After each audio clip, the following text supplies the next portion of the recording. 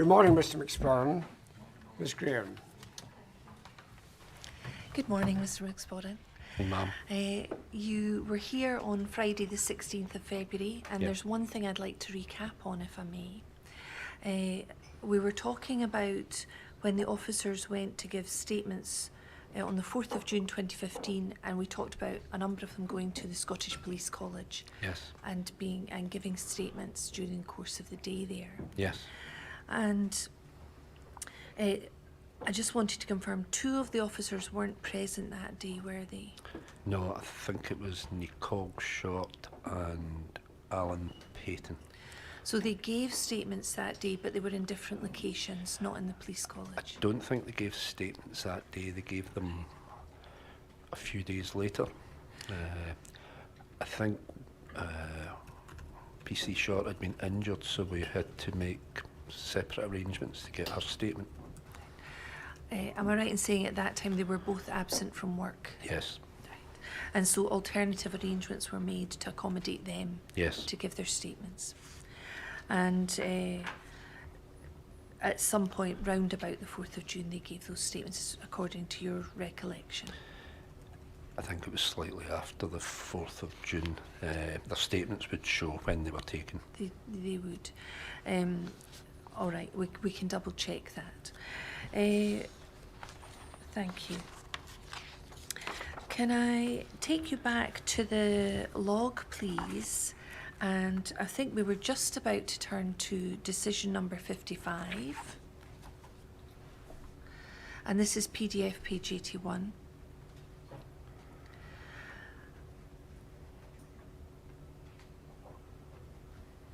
And there we are. You'll see on the screen, if we look towards the bottom of that page, we'll see that the date and time of this entry is given as 23rd of June 2015. Was this roughly around about the time that you prepared this entry? Yes. And we look at the top of the page, it said, so this is, I think we looked at the final post-mortem report on the 16th of February when you were here last. That came in on the 18th of June. Yes. And it says here, PERK to identify medical experts who can provide opinion on cause of death, including effects of drugs, restraint, medical and drug misuse history of deceased, and present their CVs to Crown Office so that they can select experts whose opinions can be sought. Yes. So you'd received the final post-mortem by that stage. We discussed that last time. This entry is the 23rd of June, not long after that had been received, and a decision had been taken that PERK were to identify medical experts in relation to certain areas. Yes. And well, whose decision was that? I think it was probably a discussion between PIRC and Crown.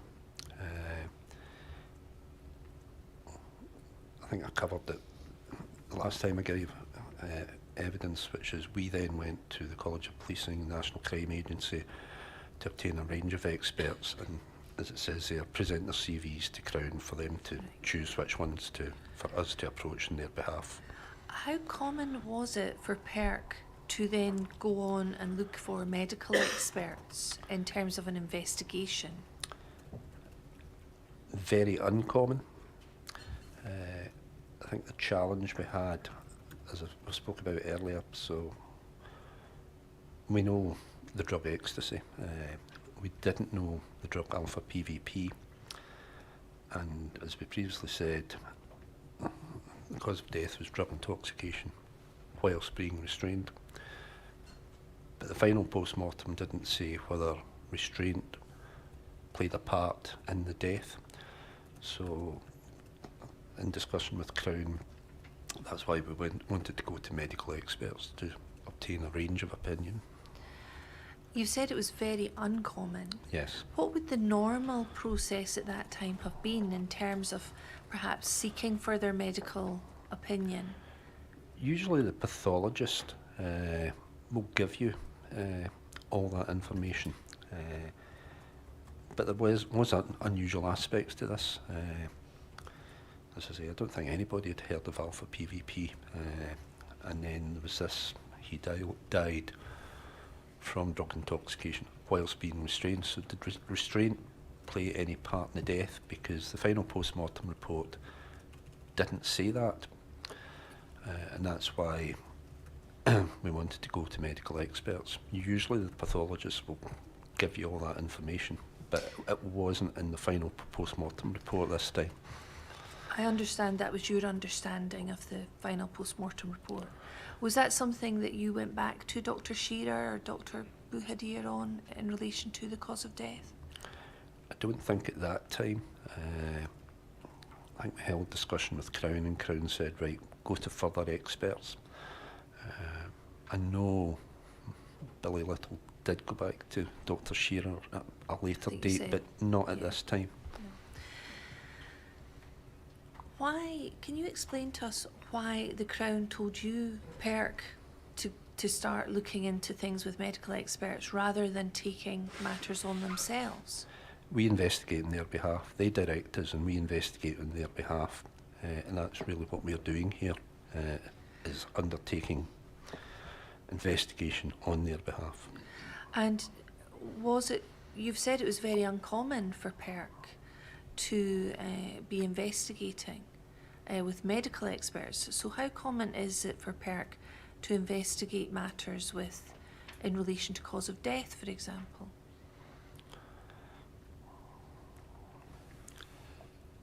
Or was, I should say, in 2015? I think that's quite a complex question, if I could explain. There's a range of deaths that PIRC investigate. Deaths in cells, we've talked about, death in custody, death following police contact. And particularly in deaths following police contact, there can be all sorts of factors that come into play. And you've really got to probe and investigate them to see whether the actions of the police played any part in the death or was an inaction. Did that contribute? So that's why it's quite a complex question and a hard one to actually pin down a precise answer. We've heard that the cause of death was multifactorial. That was a word that was used to describe how a cause may not simply be one stab wound to the heart. Yeah. It could be a number of factors contributing together to cause the person's actual death. Yes. That's your understanding? Yes, and I think that's what I've alluded to there, that there can be a whole combination of factors. So if the cause of death is multifactorial, would you consider at that time that it would still remain PERK's responsibility to look into each of those factors? We would explore them as much as possible. Report to Crown. Crown can then direct additional investigations or additional inquiries. Sometimes that can be quite common. Other times we've managed to answer all the questions. So when I asked about how common it was for PERK to explore issues with medical experts, and you said it was very uncommon, what situation were you envisaging when you said very uncommon? I think in relation to this particular investigation, the sheer range of medical experts that we went to was highly uncommon. I've never seen that before or since in a PIRC investigation, and that's really what I meant, was this was very uncommon. So how common was it for PERK to actually investigate a multifactorial cause of death with medical experts? Again, relatively uncommon. Usually what you may get is, as was the case here, you'll get the initial post-mortem report, which will tell you unascertained pending further investigation. Now, usually what happens is samples will go for toxicology analysis or other analysis. That will come back, and it's the pathologist that then takes all these additional factors when coming up with the cause of death. when you've got, let's say, a death following police contact, so a person's had contact with the police, they don't die in custody, they die maybe 2-3 hours later. So did anything the police do or not do contribute to that person's death? And that's where you've got to undertake further investigation.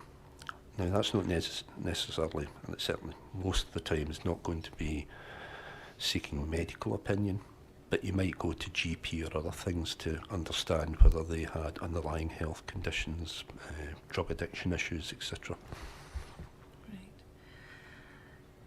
So that is in relation to determining the cause of death. But once you have the post-mortem report, the final post-mortem report from the forensic pathologist, I'm trying to get a sense of how often PERK were asked to go down the route of identifying medical experts, instructing medical experts, and seeking opinions from medical experts. It's not common. Now, I can't give you a precise number, but it's not common. So you've said in relation to the tasks carried out by PERK in relation to Mr. Bio's death, that was unusual. You'd never seen as many experts Correct. explored by PERK. Yes. And leaving aside Mr. Bio's death, either before 2015 or after, how many other investigations had you been involved in where the Crown asked PERK to explore these matters with medical experts?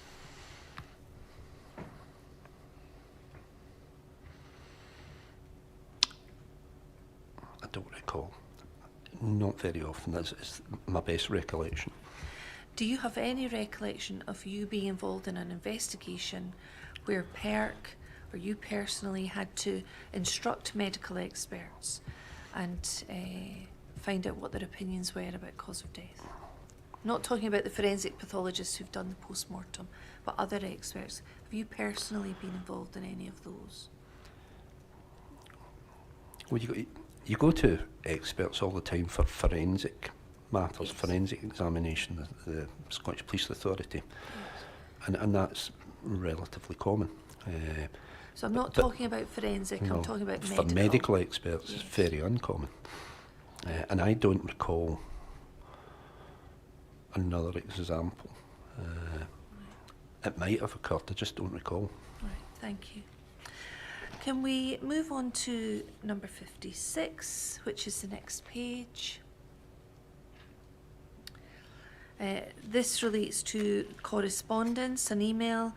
The entry is the 24th of June, and it's correspondence from Mr. Anwar seeking answers to various points raised and highlighting issues for investigation or examination.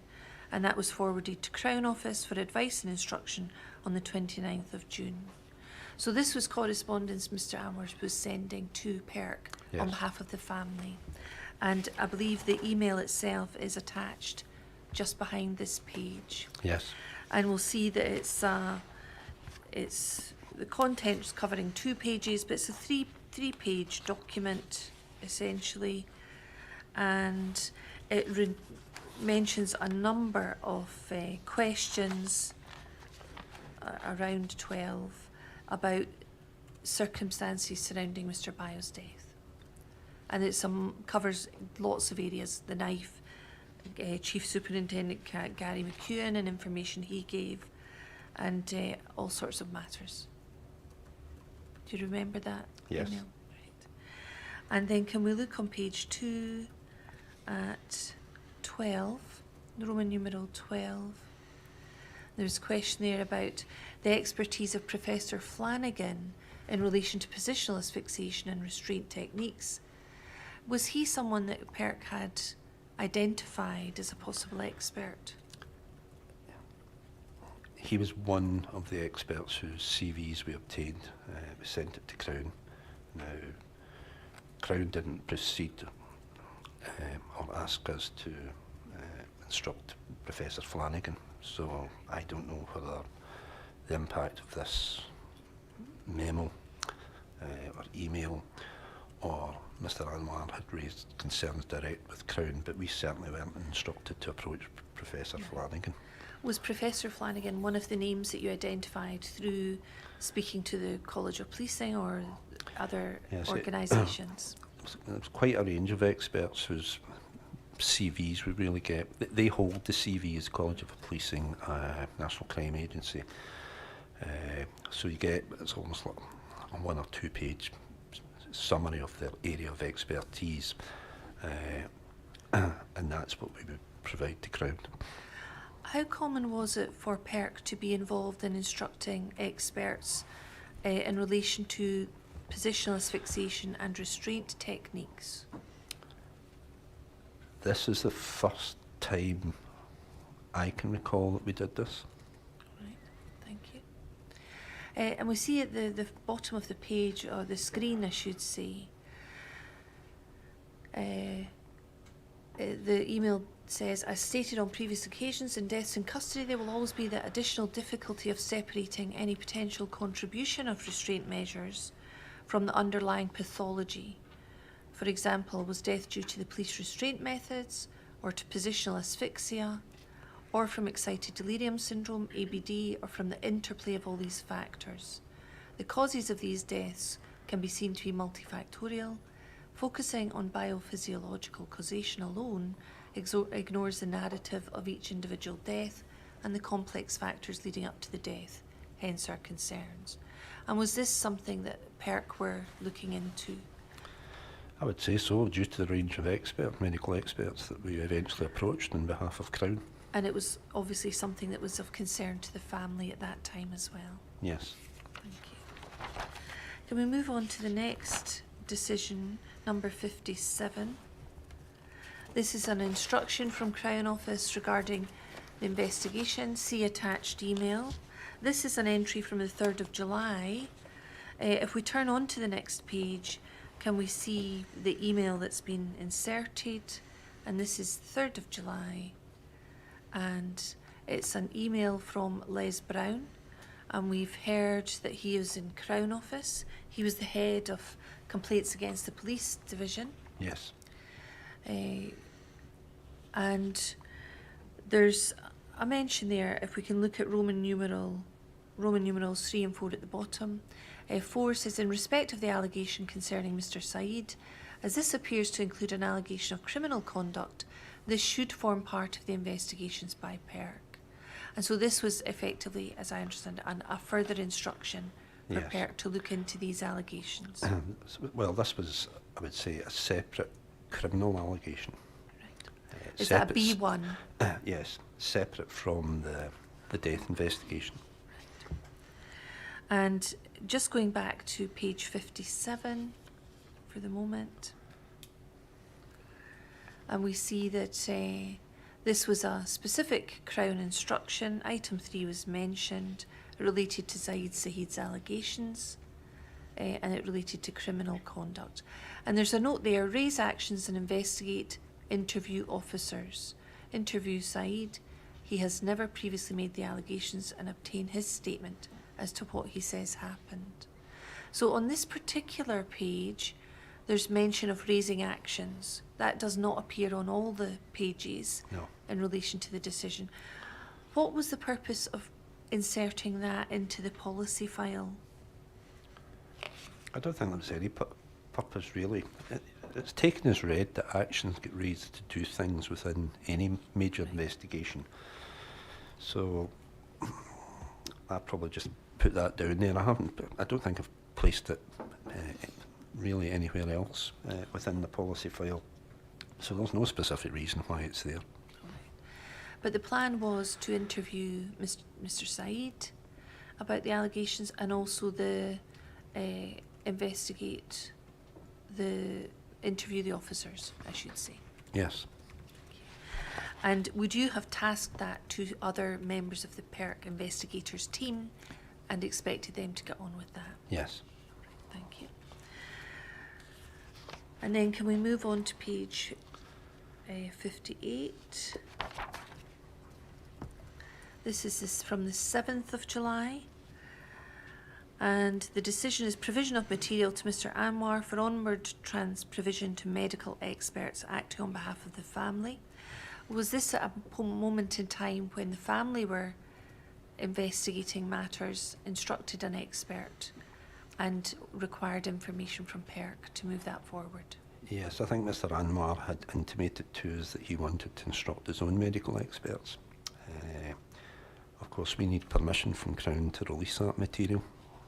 And is that something you obtained in order to facilitate the family's inquiries? Yes, because as I said, we prepared expert witness packs for all the experts, but we do need Crown's permission to release that, either to the ones that they have selected or to the ones that Mr Anwar. We would provide the expert witness pack to Mr Anwar or the experts that he'd selected. And it says there, PERK will not release material, but provide material to Crown Office. Yes. Was that the arrangement that was made with Crown Office, that they would release the actual material? Yes, or they could instruct us to do so, but we need that section 44(6) instruction. Thank you. Let's look at page 59, sorry, decision number 59. There's reference there of the expert witness packages, and I think we've discussed this previously. There were expert witness packages prepared for each of the experts that were instructed by PERK, and they were sent a number of documents which we've looked at previously. Yes. And that included a statement from Ashley Wise, and we've heard evidence that a section of that statement had been missed out. Yeah, and I think we've covered that. We've covered that. Can we move on to the next page, please, 60? Now, this is a narrative, and it relates to correspondence received from Mrs. Payton, the wife of PC Allen Payton. And there were some concerns expressed about entries in the media.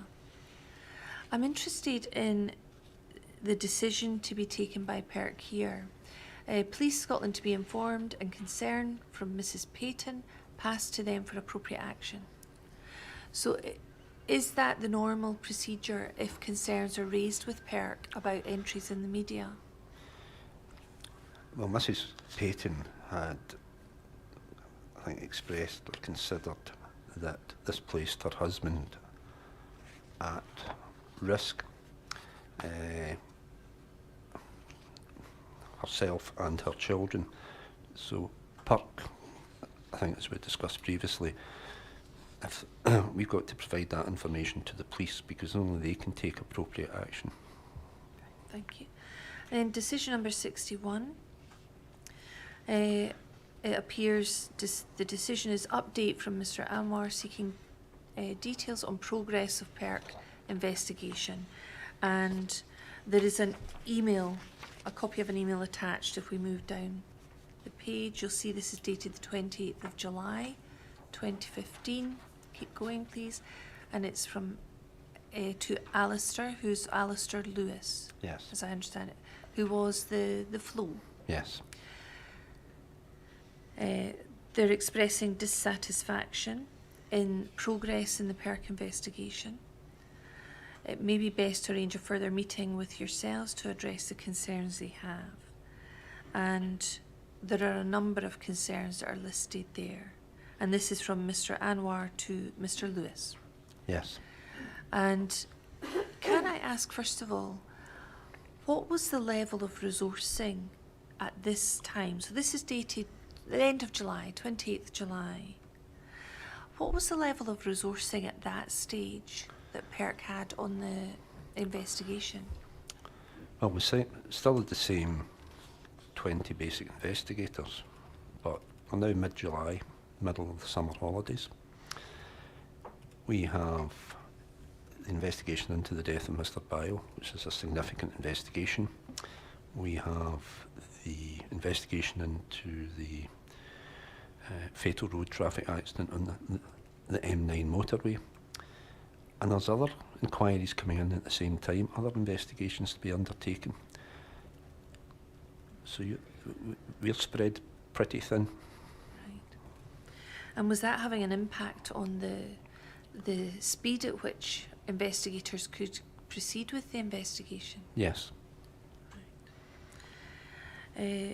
And you'll see that number one, the family had expressed concerns regarding the failure, as they put it, to robustly challenge officers on their accounts and contradictions. Now, by 28th of July, you obviously had statements from the officers. Yes. They'd been given on the 4th of June. And I think there was concerns raised about the fact that there hadn't been robust challenges in relation to some of those statements. I would say that's an opinion. Yes. And I'm interested in whether PERK were in a position to go back to the officers by this stage to have considered the statements, to go back and ask them further questions, supplementary questions, maybe probe a bit deeper. I think, as I previously said, these were some of the longest witness statements we've ever taken, and some of the lengthiest witness statements. I think they fairly comprehensively covered matters. Now, if something arose where there was, I think as I mentioned, glaring discrepancy, we would have the opportunity to go back. As I say, I think this is an opinion. All right. Can we look onto the next page, please? Now, we may hear further, item 5, we may hear further evidence about this from Kate Frame. But it says, on a number of occasions, a meeting has been requested with Kate Frame, but the family and ourselves have not had the courtesy of a response to this request following her return from leave. If it is the case that Ms. Frame is unwilling to meet us in the Bio family, then please advise. Were you aware of issues in connection with meetings or requests for meetings that weren't being responded to at that time? I think this is probably better addressed by Miss Frame and Mr. Lewis. All right. Because he was at the point of contact with Mr. Anwar and the family. Thank you. Can we look at decision number 62 then? And again, this is a narrative in your policy log on instruction of experts. Following presentation of CVs to Crown Office, they have instructed PERK to engage the services of Dr. Jason Payne-James and Dr. Stephen Karch to provide expert opinion on cause of death. And was that the only two experts at that stage that you were instructed to approach?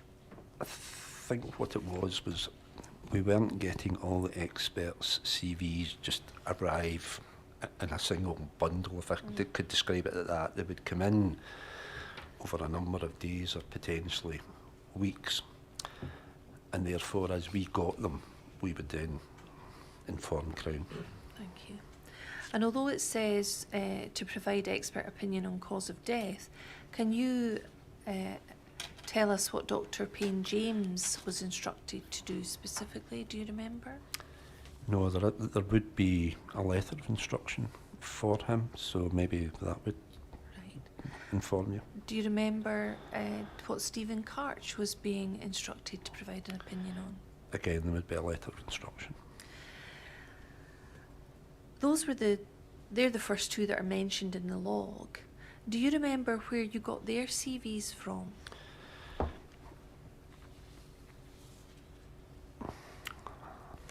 As I say, probably College of Policing or National Crime Agency. Dr. Karch might have come about by another route. We're seeking an expert with knowledge of for PVP, a medical expert. And it might have been the case that as we were researching that, we came across his name and then put that name back to like College of Policing or National Crime Agency. So it might not have been such a direct route as the other experts. Do you remember how PERK came across his name? It might have been through open source research. What does that mean? Internet research. Googling something or Yes. using a different software? Because I think, as I mentioned earlier, the first thing it was myself that did when we saw alpha PVP was put it into Google. It's like, what is this? And of course it throws up a large number of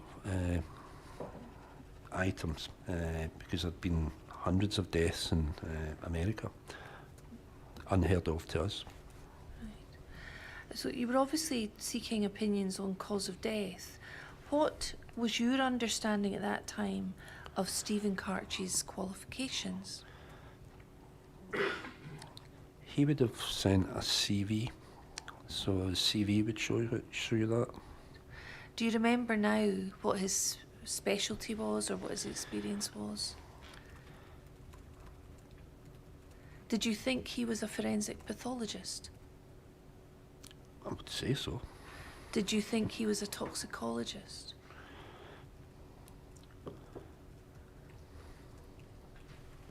I can't say now, you need to check his CV. All right. We have a statement from Dr. Karch, and he's explained to the inquiry that he's not a forensic pathologist. Would that be a surprise to you, or do you not have any recollection now? I think it's the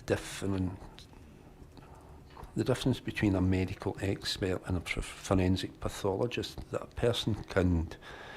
Forensic pathology is a specialism within medicine, and there are much better people who can explain these matters Dr. Shearer's explained it to us. Yeah, but we are also seeking medical experts in certain specific areas, so I don't think it would necessarily concern us that he wasn't a forensic pathologist. What we're doing is seeking medical opinion in specialist areas. So really, if we want to know the details, we'd have to look at the PERK letter of instruction. Yes.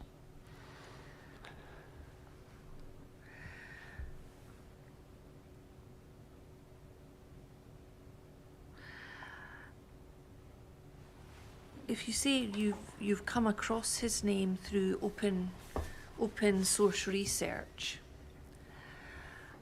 did you then put that name to one of the bodies like the College of Policing or the National Crime Agency for confirmation in relation to Dr. Karch? I can't remember. When it came to Dr. Karch, it was Mr. Little that primarily had dealings with Dr. Karch. He met him down in London, and I know one or two of the other experts had heard of Dr. Karch or even met Dr. Karch, but it was Billy Little that was dealing with that, not really me. All right. Okay. So that wasn't something that you had discussions with Billy Little about, or were involved in the instruction of Dr. Karch? As I say, the letters of instruction would show you exactly what we asked for. Let's move on to decision number 63. This mentions for the first time contact with HSE, Health and Safety Executive. Yes. Apprise them of the case and whether they would wish to examine the circumstances at this time. I'm interested in the possible involvement of HSE, and if you could explain something about the background to that. Could you go down to the reason? Yes, sorry. Go down to the reason. Potential for health and safety implications in the Police Scotland approach to arrest and restraint. And then at the bottom of the page, we've now moved to the 29th of July. From memory now, I think somebody in Crown had asked us to speak to the HSE about this matter.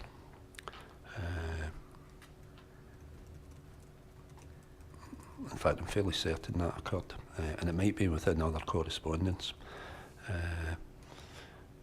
But certainly we wouldn't immediately go to the HSE. Crown would need to direct us to do that. So I think it's come from Crown. Right. How often had you spoken to or approached the HSE before in an investigation? One or two times.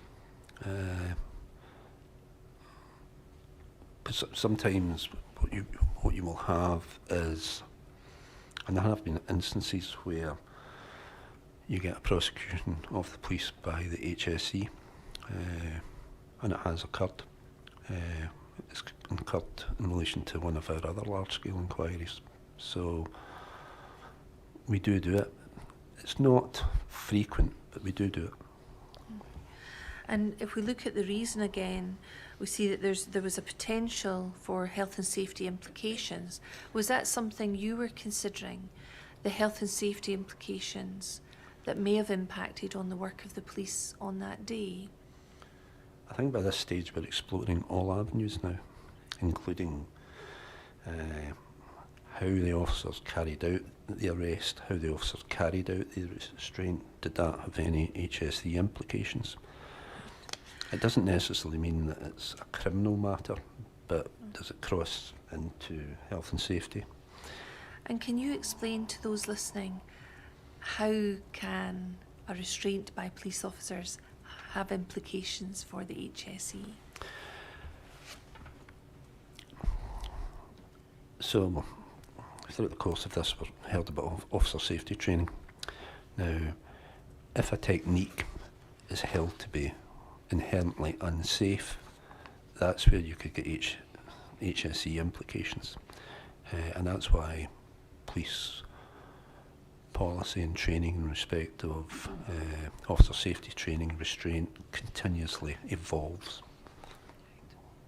And the police are at work when they're carrying out a restraint. So Yes. That's where thank you, that's great.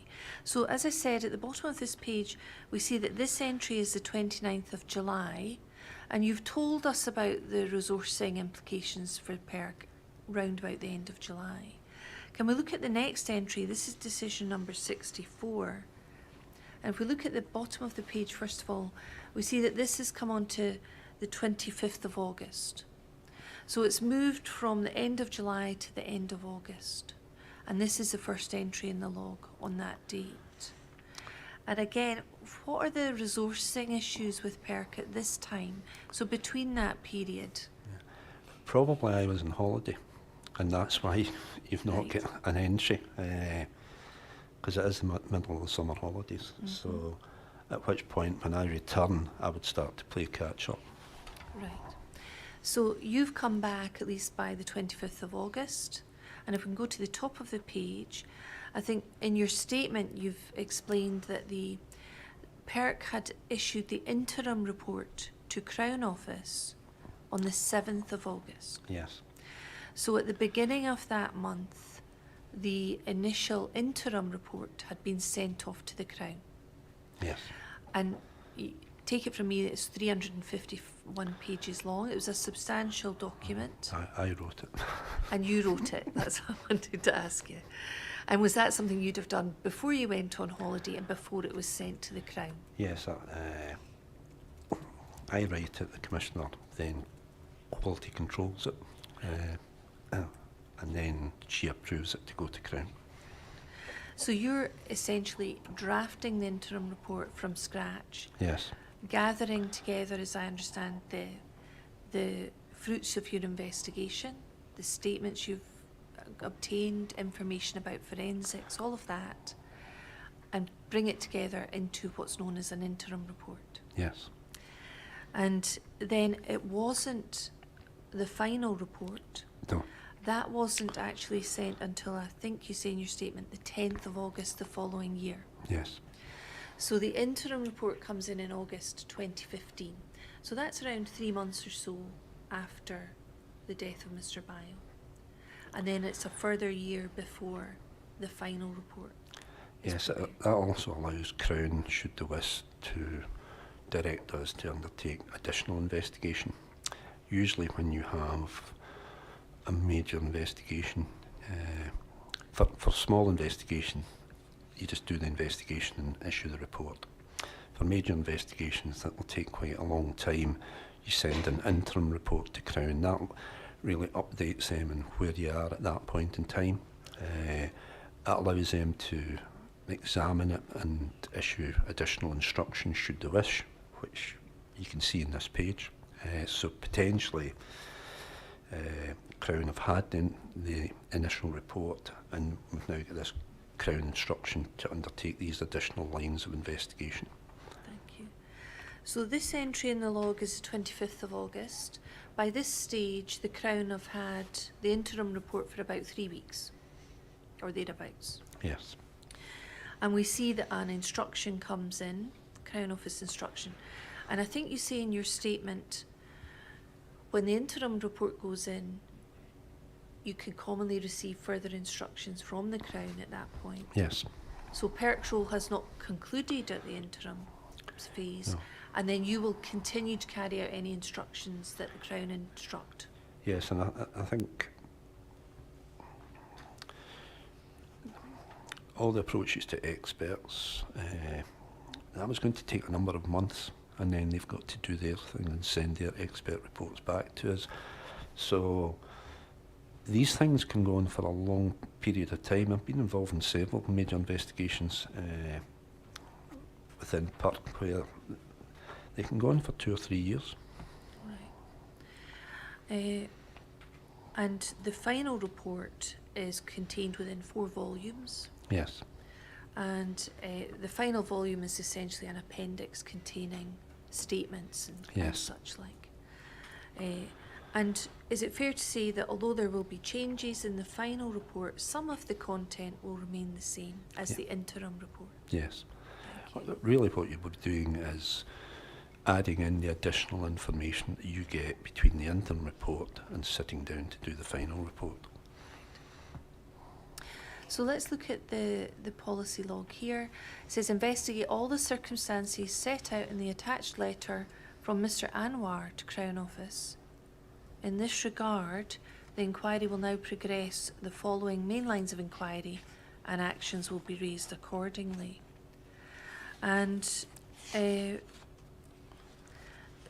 Decision 64 is continued onto a second page. So can we move on to the 2 pages from where we are, and we'll see the letter from Les Brown, Head of Criminal Allegations against the Police Division, to Kate Frame, the Commissioner. And at the top of that page, you'll see the date was 24th of August. Yes. So this is after they've received the interim report, and this is a letter of instruction that you've inserted. Yes. And they refer to section 33A. There's no reference there to whether it's a B1 or a B2 investigation. They, if we can move down, please. Keep going. And we see that attached to that letter from Crown Office is a further letter from Amar Anwar and Company. You'll see if we go down, can we see the top of that page? We'll see his headed note paper. And it's a letter dated the 31st of July 2015. And this has been attached to the Crown Office letter saying, your instructions are carry out what's asked for in this letter. Yes. And this is a letter to Mr. Stephen House, who was then the Chief Constable. And then it goes through a number of points. You'll see it's a 4-page letter. Now, I know, Mr. McSporran, you watched the evidence of Mr. Little, and you've probably seen me discussing this with Mr. Little. Yes. And it may be that I can short-circuit this because you've heard his evidence. This is a 4-page letter from Mr. Anwar, dated the 31st of July 2015, to the Chief Constable. And there's no mention of race or anything of that sort in that letter. But there was another letter sent dated the same day, 31st July. And if we can look at that for a moment, I'll come to it in a moment, sorry. And that was sent to PERK, to you and Kate Frame.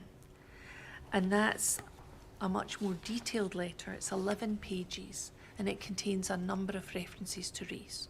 Now we can look at them in a moment. Mr. Little said the Crown instruction attached the letter to the Chief Constable on that date. But it looked like the view taken by PERK in the decision 64 actually included things that were in the PERK letter from the same date. Do you remember me talking to Mr. Little about that? I do, and I think there was a degree of confusion surrounding this because Crown sends us a letter intended for the Chief Constable. Then Mr. Anwar sends us a letter almost about the same time, but raising additional matters. Now, we can't investigate these additional matters without a Crown instruction to do so. And we did go to Crown, and they did issue an instruction. So I think there's two letters, but they seem to have almost come together at the same juncture. They're both the same date, certainly. Yes. So let's look at this. This is the letter that was attached to the Crown Office instruction letter. And this is the one to the Chief Constable. You'll see on the final page of that is page 4.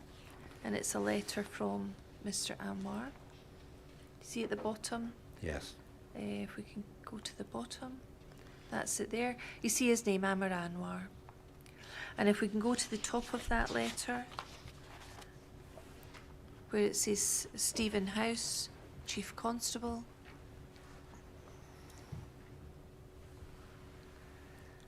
And it relates to the death of Sheku Bayo in police custody. And we appreciate the matter has been referred to the PERK for investigation, but the Bayo family have asked me to raise a number of concerns which they believe are relevant to Police Scotland. So this is his letter to the police. And then if we move down, you'll see that on page 2, and if we can go to number 6, you can see there's reference to PC Alan Payton, there's reference to the Data Protection Act, and issues to do with perhaps an audit, public police databases, I should say. Yes. And then on the next page, number 7 again refers to Mr. Payton.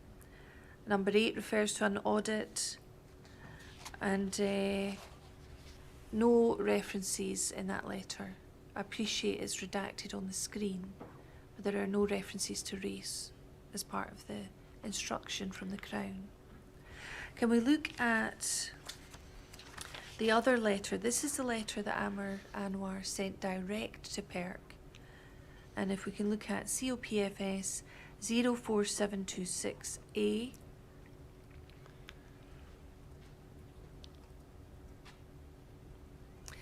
Again, you'll see it's from Amar Anwar, same date as the previous letter, but this one's addressed to PERK.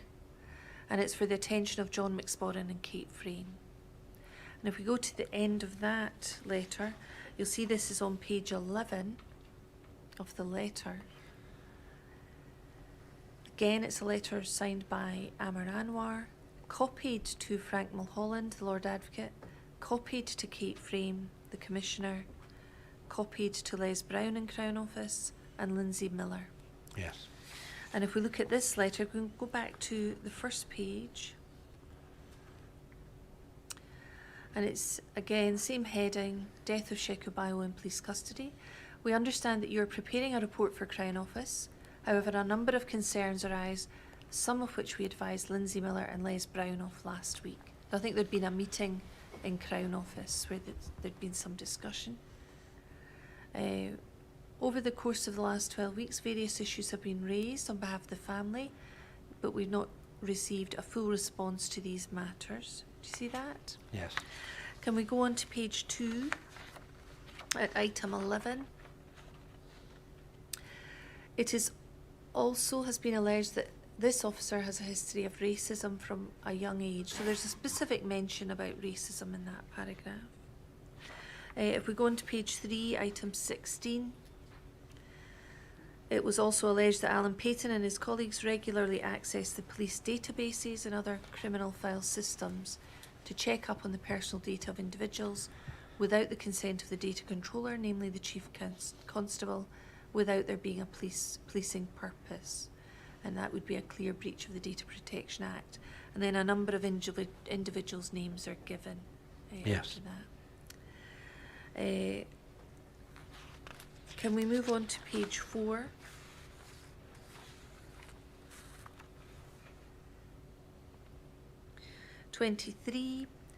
There's reference there. Can you advise whether PERK has identified the primary contentious features in this case, including restraint and race? So again, a specific reference to race there. Yes. 24 has a specific reference to race and a matter being investigated with Fife Police. And then 26 at the bottom of that page, reference to Inquest, a charity dealing with deaths in custody, and talking about cases they've worked on involving racism. Again, so specific reference there to race. Then on page 5, paragraph 2, in the context of black deaths in custody, the issue of racism has not been referred to by the PERK or included in the terms of reference. Why not? Then below that, there's mention of evidence of racial stereotyping by the Met, mention of Stephen Lawrence. Then beneath that, the Bio family is concerned that racial stereotyping may have been a contributory factor in the death of Sheko Bio, resulting from race or use of force. And there's mention after that in 27 of value-laden language. So it would appear that through two routes, you've had a direct letter from Amr Anwar, which specifies a number of entries regarding race. And you've also had a letter from Mr. Anwar to the Chief Constable, copied to you direct from the Crown. Yes. And they were both involving letters written by Mr. Anwar on the same day, the 31st July. Now, in light of the letter that you received in PERK, what did you do about that letter? Can we go back to the policy file the entry? Policy file, because yes. I think that's what I did, was create this policy file entry. Right. So decision number 64.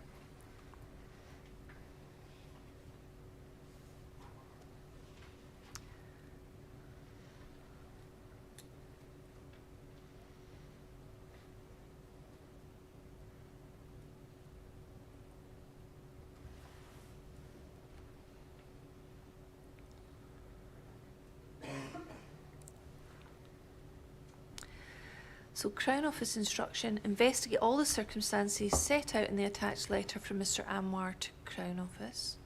It was actually a letter to the Chief Constable. In this regard, the inquiry will now progress. The following main lines of inquiry and actions will be raised accordingly. Yes. So we look at number 1. It says, race, examine whether race, racism, institutional racism within the Fife area of Police Scotland and in the approach of individual officers played any part in or impacted in how officers dealt with Sheko Bio. Now that appears to be the first reference in the policy log to an active line of investigation being developed.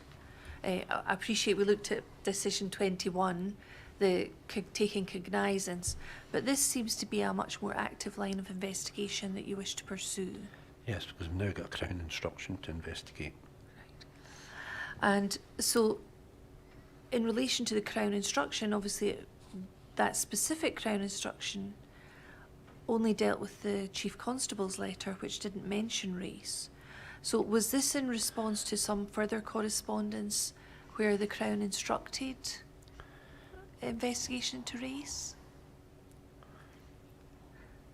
This is dated the 25th of August, this entry. Or was there a mix-up? Whether this is, I think there has been a mix-up, but I think also we would be in discussion with Crown over the telephone, because when Mr. Anwar's letter comes in, of course he's asking for additional lines of investigation. Consequently, we need a Crown instruction to do that. So I would think that there would have been a discussion, a telephone call or whatever, because there was a mix-up over the two letters arriving at the same time. But I was quite clear that Crown were instructing us to now fully examine issues of race. You may not know the answer to this.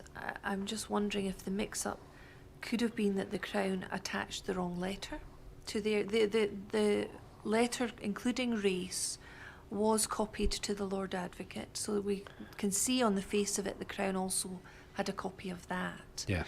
And I'm wondering whether you think that would be a Crown Office mix-up, attaching the wrong letter, or whether it was a PERK mix-up and you took instructions from the wrong letter. I couldn't say now. Potentially either. All right.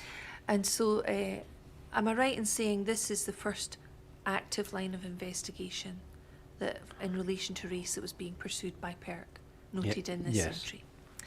And then item 2, in pursuance of the last, examine the PSD records of officers involved in the incident for racist or discriminatory behaviour and report accordingly. So the item 1 is to examine racism within the Fife area of Police Scotland and the approach of the individual officers. 2 is examining their professional standard departments records regarding racist or discriminatory behaviour. Yes.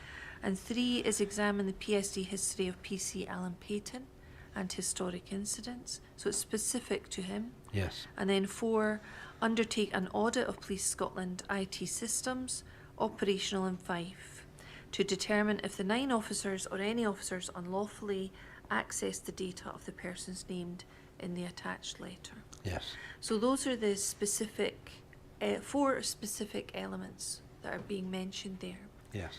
Now, tell us what, we should move on to the next page actually, and then there's another entry, 5, correspond with Mr Anwar, setting out Scottish position in law regarding conferring collusion, resignation, compulsion about providing statements, IPCC position. So that's not a race-related matter. No. So looking at the 4 items on the previous page, they are really race-related. What actions were then instigated or tasks were allocated in relation to these 4 items? So, if we take the simplest one, which is number 2, examine the professional standards department records of the officers involved, and that will show you all complaints that have been made against the officers and the outcome of those complaints.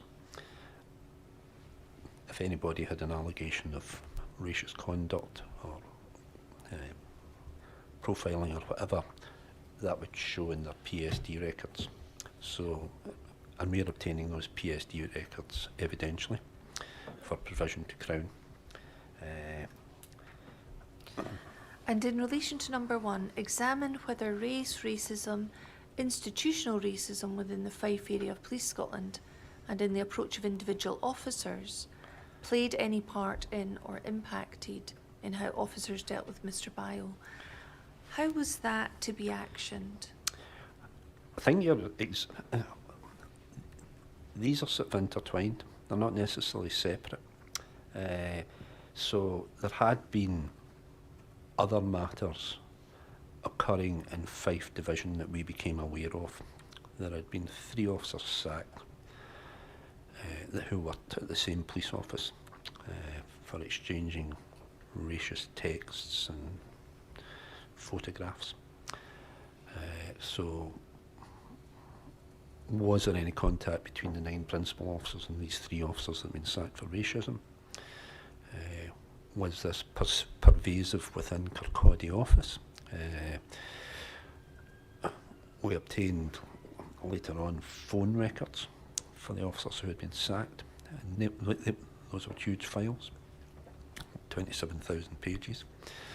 And we wanted to see whether there was any contact between 9 principal officers and the 3 officers being sacked, but also was anything else occurring within that police office amongst other officers. And as well as doing that, in relation to the incident with the 3 officers who'd been sacked, in what way was your investigation going to examine whether race or racism played any part in or impacted in how officers dealt with Mr Bio? How was that aspect specifically going to be actioned? Well, I think you're closely examining the officers' career histories to see whether there have been complaints of how they have handled issues of race, how they have approached black, minority ethnic people, that you need to profile the officers, and you do that by going through their records. We already know what the officers said they did that day, and really what you're doing is now layering all that information. What did the officers say about what happened that day? There were specific allegations against PC Payton, which I think you've explored.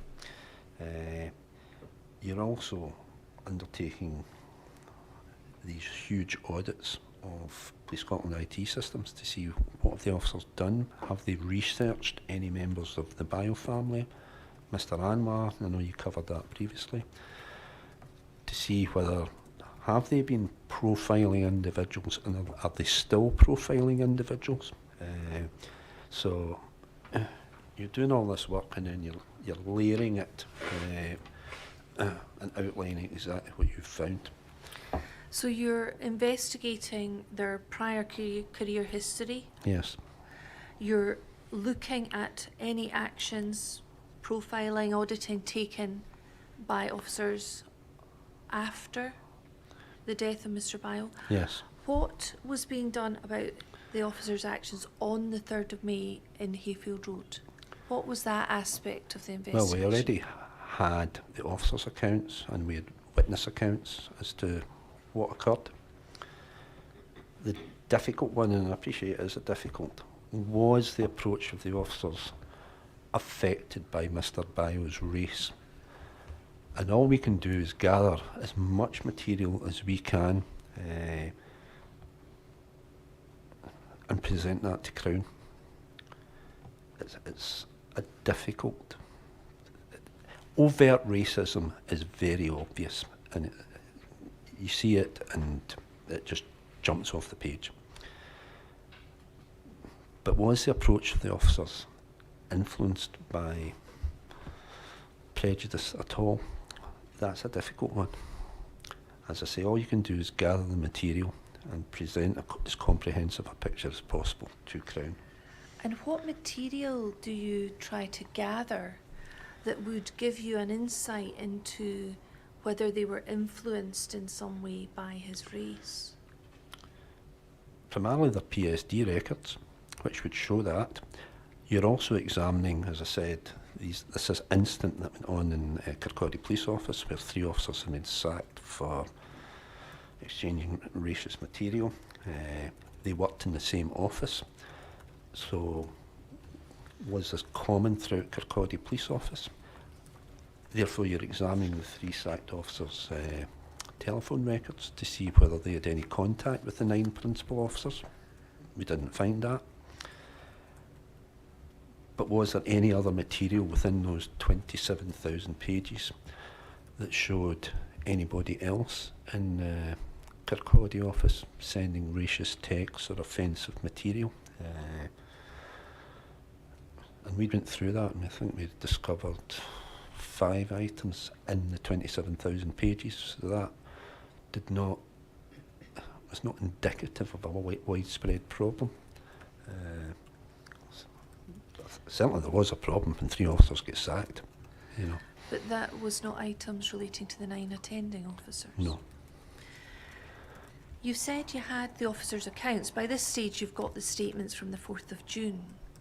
But when we looked at the witness interview strategy last time you were giving evidence, it was clear that there was no questions in relation to race.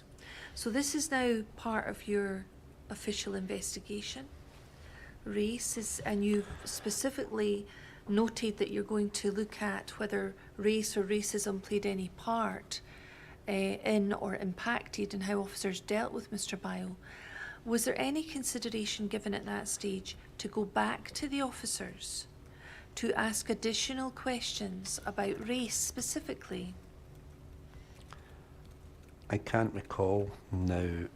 You may examine the officers' initial statements. I don't know whether they mentioned that race did not influence how they approached Mr. Bio, but their statements would tell you whether they mentioned that. Well, did you look at their statements I read. after this instruction came in? I was repeatedly reading their statements, but I can't recall.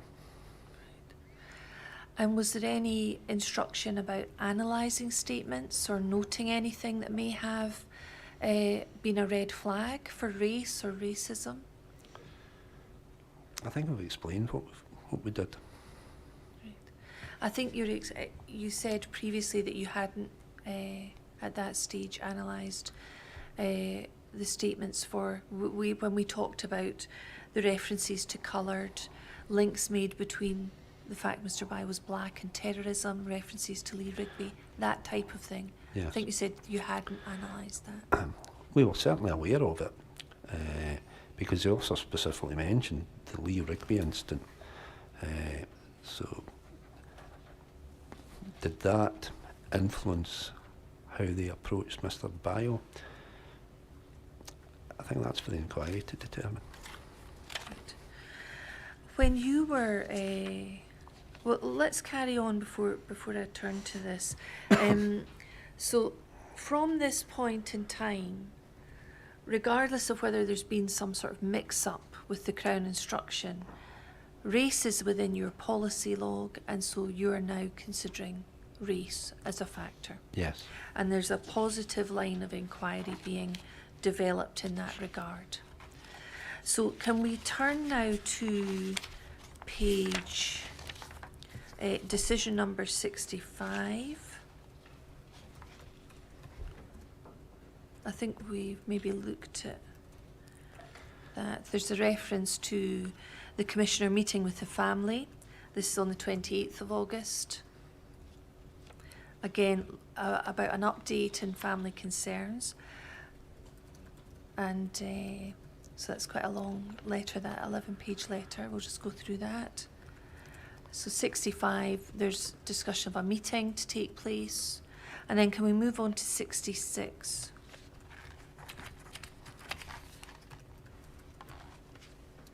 Now, if we look at the bottom of that page, this is the 3rd of September. So we've now moved into the beginning of September in relation to the progress of the investigation. And if we move to the top of the page, this again refers to instruction from Crown Office. See attached letter. Additional investigation and request for information. And let's just turn to that letter and we'll come back to this page in a moment. Now this letter is dated the 2nd of September 2015. So that's the day prior to your entry in the log. And it's to the Commissioner, and it's, we don't need to turn to the final page, but it's 5 pages, and it's from Les Brown, Head of Criminal Allegations against the Police Division, to the Commissioner. Do you recognise this letter? Yes. So this is the 2nd of September. Let's look at the beginning. Death of Sheku Bayo. And it refers to the Lord Advocate meeting with the family of Sheku Bayo and the solicitor, presumably the Solicitor or their solicitor at Crown Office on the 26th of August. There's some discussion there. And it then says the following matters require further investigation in this regard. So this is a formal letter to PERK. Did we not discuss this letter on day one? On day one of your evidence? Of my evidence, because I've got a feeling that I covered some of these points. Perhaps, but I think if I did mention it, I said I'd come back to it when I looked at your log. Okay, my apology. But I'm happy to be corrected if you have a different memory. But I do want to go through it in some detail now, and I don't think we've gone through it in any detail before. Yes. So the detailed analysis, so this is a letter to PERK to investigate. This is a formal letter of instruction. Yes. This expands your terms of reference on the 2nd of September compared to where it was prior to the interim report going in on the 7th of August. So this is in response, they've got the interim report and they've now sent you further expanded terms of reference. Yes. So these things are in addition to what you were doing before. Yes. And the first says a detailed analysis should be prepared covering the accounts given by all officers and civilian witnesses in relation to the restraint process from beginning to end. So they're looking for a more detailed analysis of that. I think this is with my memory of our previous discussion. I think it said we were doing that anyway. It was just that this was Crown officially confirming that they wished us to do that, but we were doing it anyway. Right. And they've also asked for you to compare and contrast the evidence between the officers themselves, highlighting and attempting to resolve inconsistencies. So they're looking for something quite detailed in terms of the statements. Yes. And then the second bullet point on that page, that account must thereafter be analysed and commented upon by an independent expert who is qualified to comment on restraint techniques that were employed. And that person should be asked to provide an opinion as to whether the techniques were in accordance with the training provided to officers, whether those techniques were authorised and recognised, and furthermore, whether the use of them was reasonable and proportionate in the circumstances. So is this summarising effectively the Crown asking you to get an expert in relation to the question of restraint and to look at the question of whether that use of force by officers was justified? Yes. And that's why there's reference there to reasonable, proportionate. It's also necessary, has to be the minimum, absolute minimum use of force. Yes, and I think we wanted to go to medical experts and experts in the use of restraint from outside the police. Because if you go to Police Scotland or Officer Safety Training and say comment on the actions of your own officers, or even if you go to another police force and say, will you provide opinion about the actions of officers from a different force, police forces are quite reluctant to do so. Can they be quite favourable, perhaps, towards other police officers, as opposed to more objective?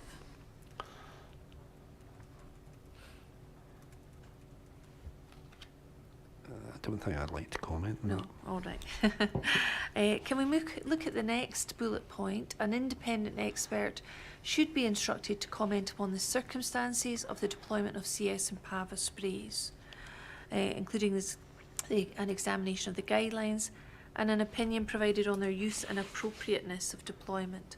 So this is covering the use of sprays. Yes. And again, an independent expert to be instructed, looking at whether it was appropriate for sprays to be used at that time. Yes, I think there was two stages to that. So one, to go to medical experts, and we also went to the porting down, chemical weapons, chemical, biological. Was that a Dr. Rice that you spoke to? I think so. And then there's a similar process to be followed so that an opinion is obtained from a suitable expert on the drawing and use of batons. Do you see that there on line 5? Yes. So they're not just interested in the use of the sprays, CS and PAVA, it's also the use of the baton. And it's particularly important that these experts are given the opportunity to comment upon all of the accounts given with the various witnesses. And they specifically mention Ashley Wise's statement. And we looked at this last time you were here, talking about the duration of the time that officers were said to have held him down, crossing his body, and the use of a baton on his upper chest towards his throat to hold him down. And that comes directly from Ashley Wise's statement. Yes. And they say it's important that this account and all of the other accounts given by the witnesses are made available to these expert witnesses so they are aware of all the evidence that is available in relation to the restraint process. Were you aware at this stage about the difficulties with Ashley Wise's statement that we discussed previously? Can't recall. It was Crown that flagged it up. That now it might have been after this point because Crown are saying go to additional experts, and we were preparing the expert witness packs, and we sent the expert witness packs to Crown to check and approve. And we know that we'd sent them to some experts, but not all. Crown came back and said, there's a bit missing out of Ashley Wise's statement. Can you go back to these experts? So the exact sequencing of that, I can't recall now, but that's what occurred. And looking back now, do you remember if you also sent the complete statement of Ashley Wise to Dr. Shearer or Buhadir? I didn't. I don't recall if anybody else did. The next bullet point is independent evidence should be obtained to comment on the guidance for deployment of CS and PAVA sprays, any guidance on the importance of monitoring the condition of a person upon whom such sprays have been deployed, and an opinion on whether there is evidence of an appropriate level of monitoring of his condition after deployment of the sprays and restraint measures. So again, looking for an expert opinion. The fifth bullet point, a toxicology expert, reference to alpha PVP. And 6, it will be essential to establish precisely what information was conveyed and received to each individual officer in relation to the incident prior to their attendance. And so that's in relation, on the next page we see, to what can be found from the airwaves communications. We'd already done this. We've talked about Now, that. I think it would be, there was quite a lot of ongoing dialogue between Crown and ourselves. So some of this, I think, is just Crown committing it to paper. They were aware that we were doing a lot of this, but this is just them formally recording it, so it's a formal letter of instruction to us. So they've got the interim report and they're setting down on paper the precise nature of either what's been started by you or what they want you to do.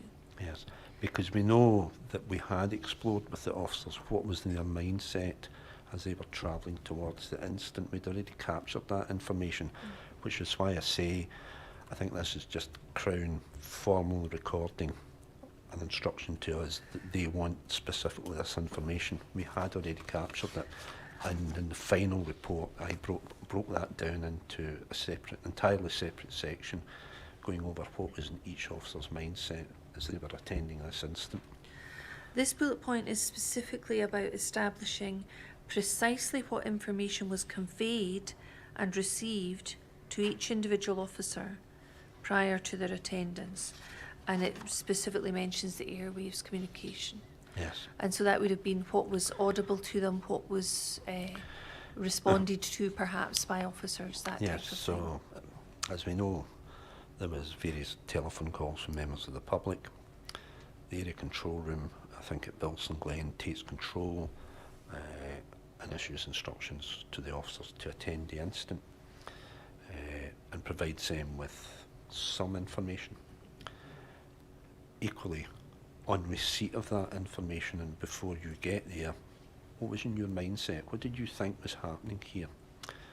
Because it's quite unusual.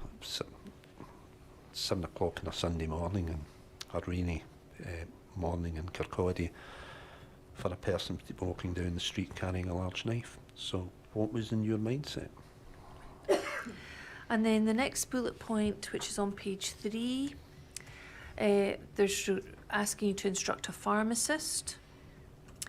The 8th bullet point on page 3, the requested cite of the terms of your instructions to the pathologists who've been approached to provide expert evidence on the cause and mechanism of death, requiring confirmation that all of the pathologists have been advised and have been asked to comment upon the significance of evidence, and in particular whether such restraint could have contributed to any positional asphyxiation, given the fact that these restraints continued to be applied after he became unresponsive and following resuscitation attempts. So I missed out the bit there about the handcuffs and the leg restraints. But they're asking again to see your instructions to pathologists so that they can check that this has been raised. Yes. Well, these are the expert medical witnesses, so we prepared these packs and sent them to Crown for their consideration, and then they approve and issue an instruction to us, right, fine, go and see that expert. And so really this is the element of the letter specifically referring to cause and mechanism of death. Yes. And then 9, I would be grateful for an update on the forensic work instructed regarding comparison of the knife recovered. So that's a separate forensic matter. Yes, and that was ongoing. We talked about that before. Yes. And you had already raised that, but so that is certainly something you were in the process of doing at that time. Yes. And then the 10th bullet point, I've corresponded previously in relation to the potential involvement of the Health and Safety Executive. And you, Mr McSporran, were going to facilitate a meeting with them to discuss the evidence available. So this is specifically in relation to the HSE. Yes. And you'd already raised that in your policy log. Yes. And then the 11th matter, previous correspondence instructed PERK to examine whether there is any evidence of unauthorised access to and interrogation of the information systems of Police Service of Scotland, whether that could be a breach of data protection. You've already got that in your log. Yes.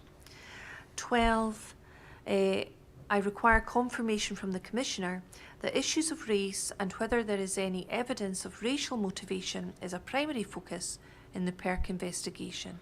The investigation should examine whether there is any evidence that any of the officers involved has expressed any racist views or opinions in the past. So regardless of any confusion about matters at the end of August, by the 2nd of September, on receipt of this letter, it's quite clear that the Crown are interested in the issue of race. Yes. And asking PERK to investigate that matter. Yes. Thank you.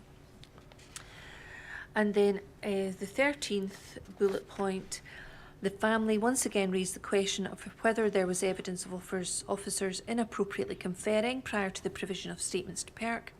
Please advise whether social media sites that may be linked to any officers involved have been considered for examination in this regard. And is that something that was already being done? Or was that a new thing that you started from that date?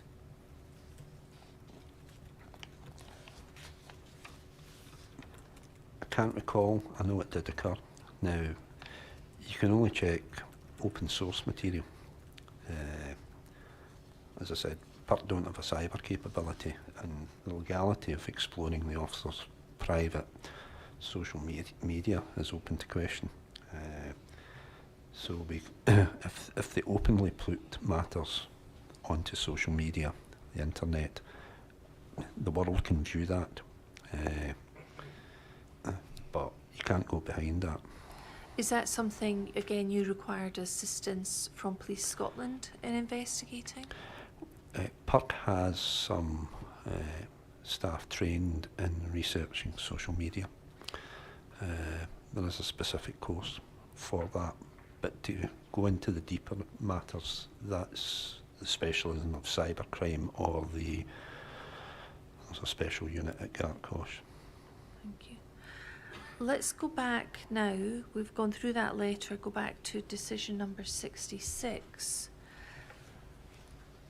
Could you just give Ms. me a Graham, moment? it might be a good point at this stage to have the 20-minute break. Thank you.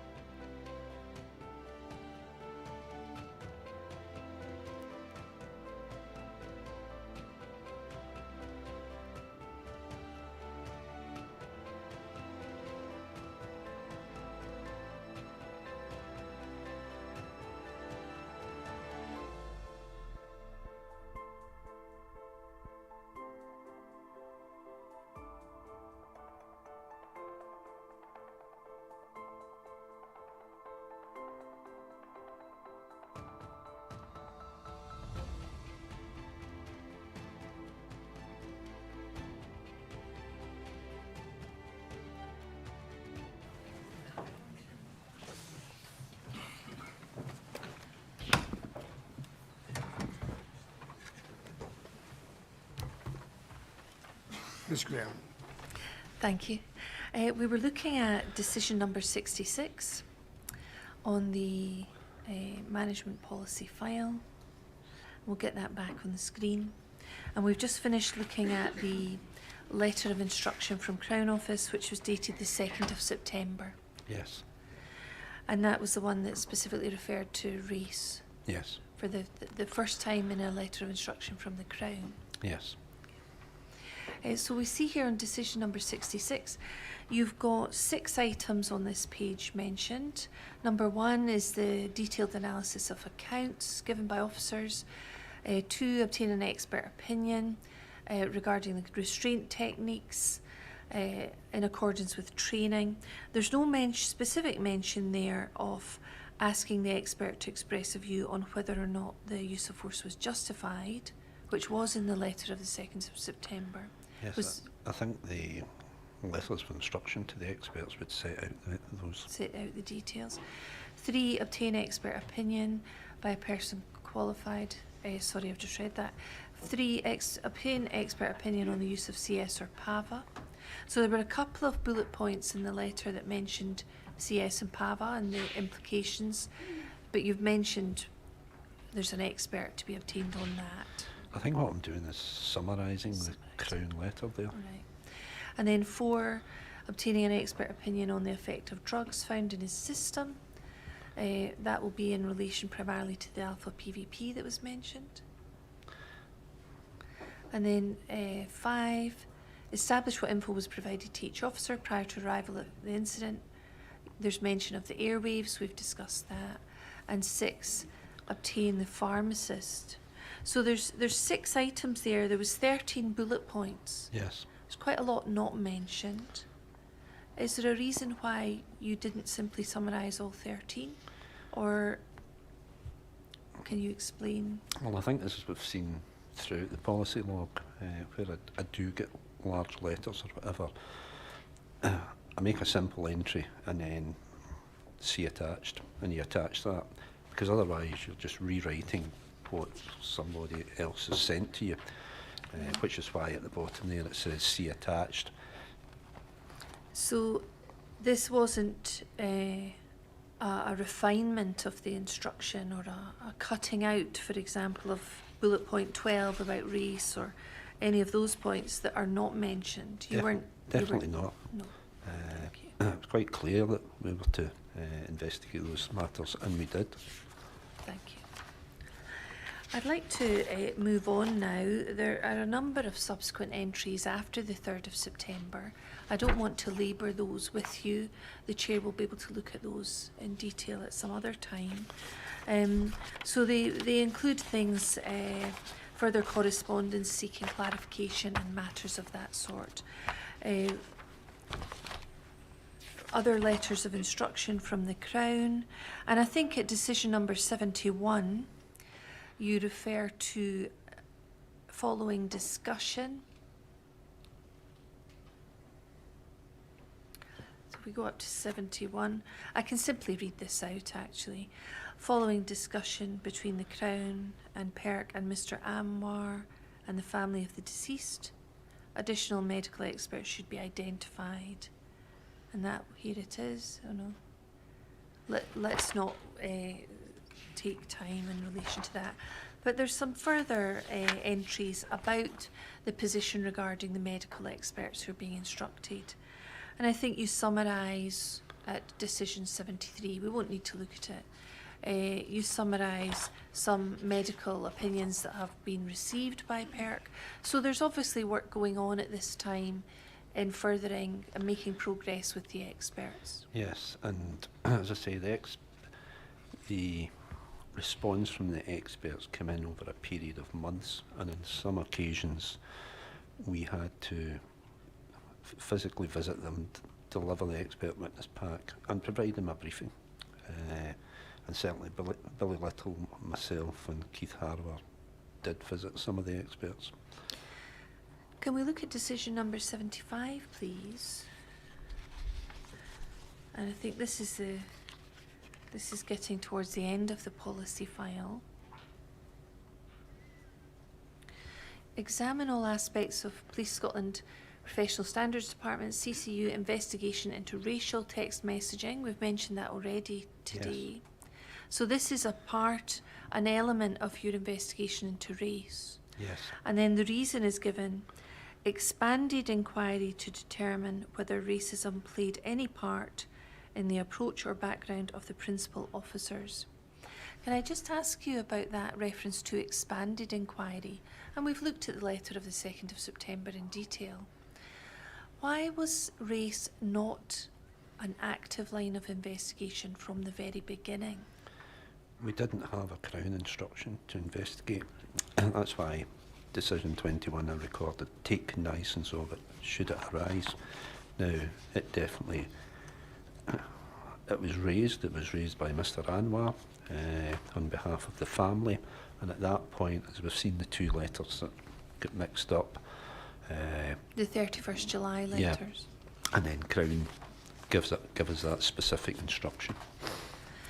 Was there any consideration given by PERK to raise that themselves with the Crown, to seek an instruction in relation to race? I think if we had come across what may be termed overt racism, something that's very obvious, we would have immediately went to Crown and says, we've discovered this. Do you now wish to instruct? Expand the terms of reference or instruct us to do a criminal investigation. You know, you've got to have evidence.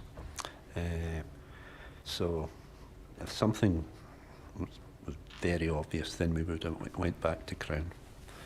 And certainly as soon as Mr. Anwar raised these points towards the end of July and we get the Crown instruction, that's when we began to investigate these. Right. Can we maybe look at your statement briefly, your Rule 8 response in relation to, we'll have that on the screen here. If we can start with paragraph 170. I think you've told the Chair at paragraph 170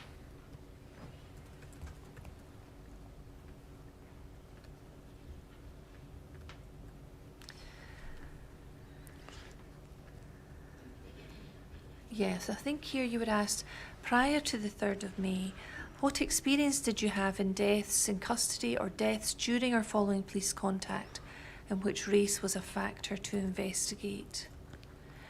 And had you ever acted in a PERK investigation in which the issue of race was within your terms of instruction? And your replies, I had never had an instruction from Crown Office before the 3rd of May to investigate where race was a factor. So no investigations that you'd been involved in. And then if we can look at paragraph 167.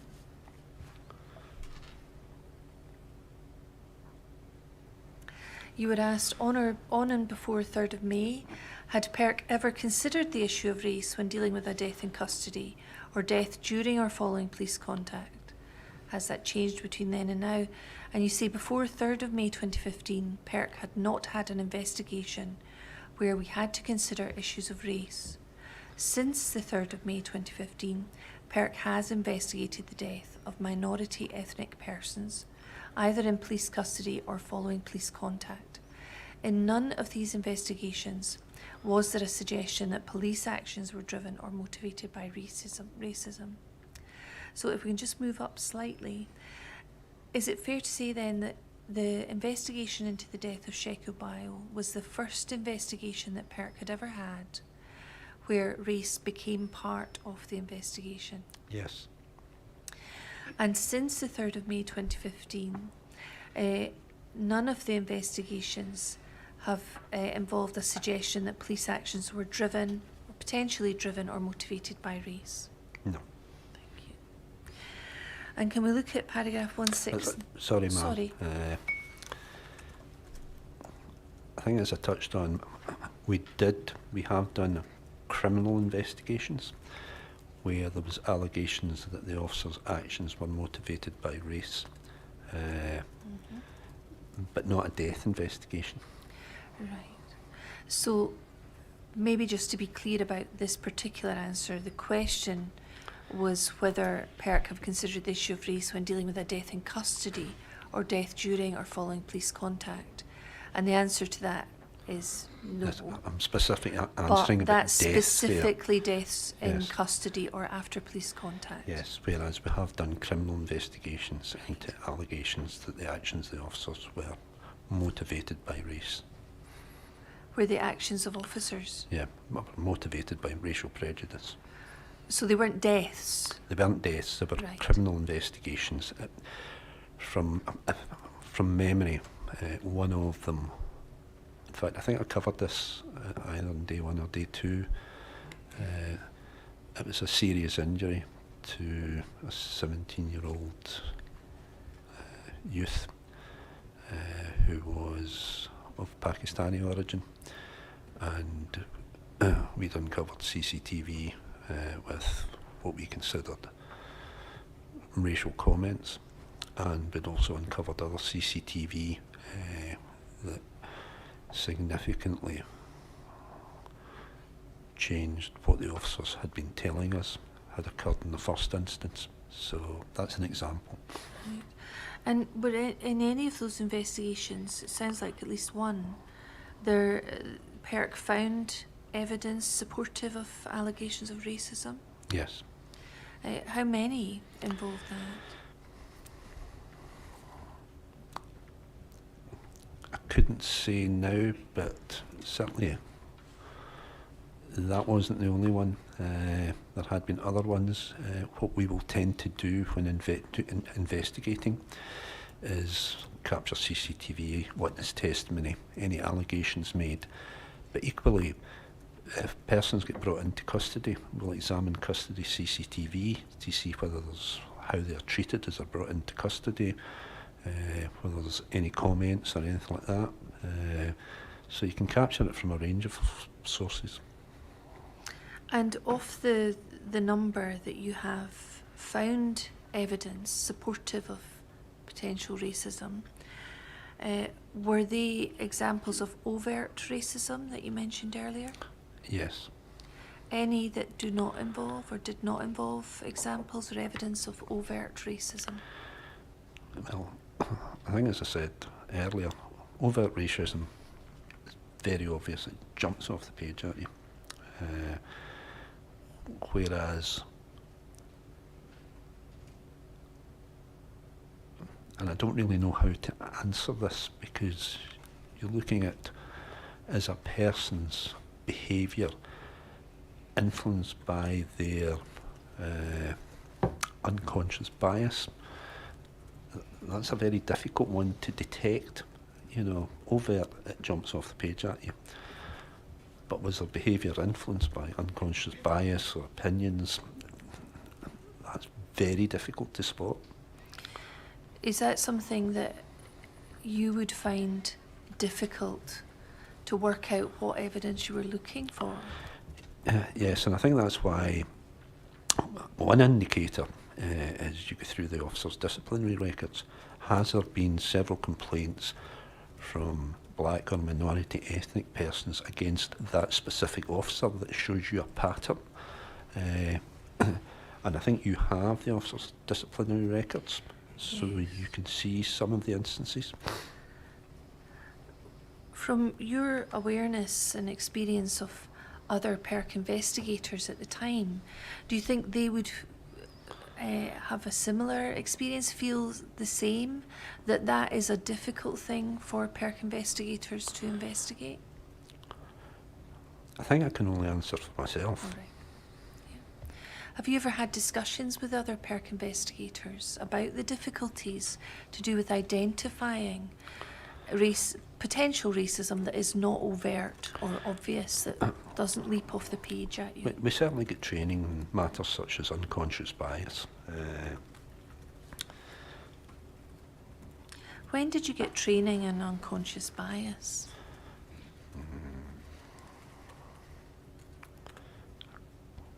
I can't recall now, but I think about at least 2 training sessions within PIRC. And within the police I've done a lot of training in diversity, matters such as that, including at the Police Staff College at Bramshill.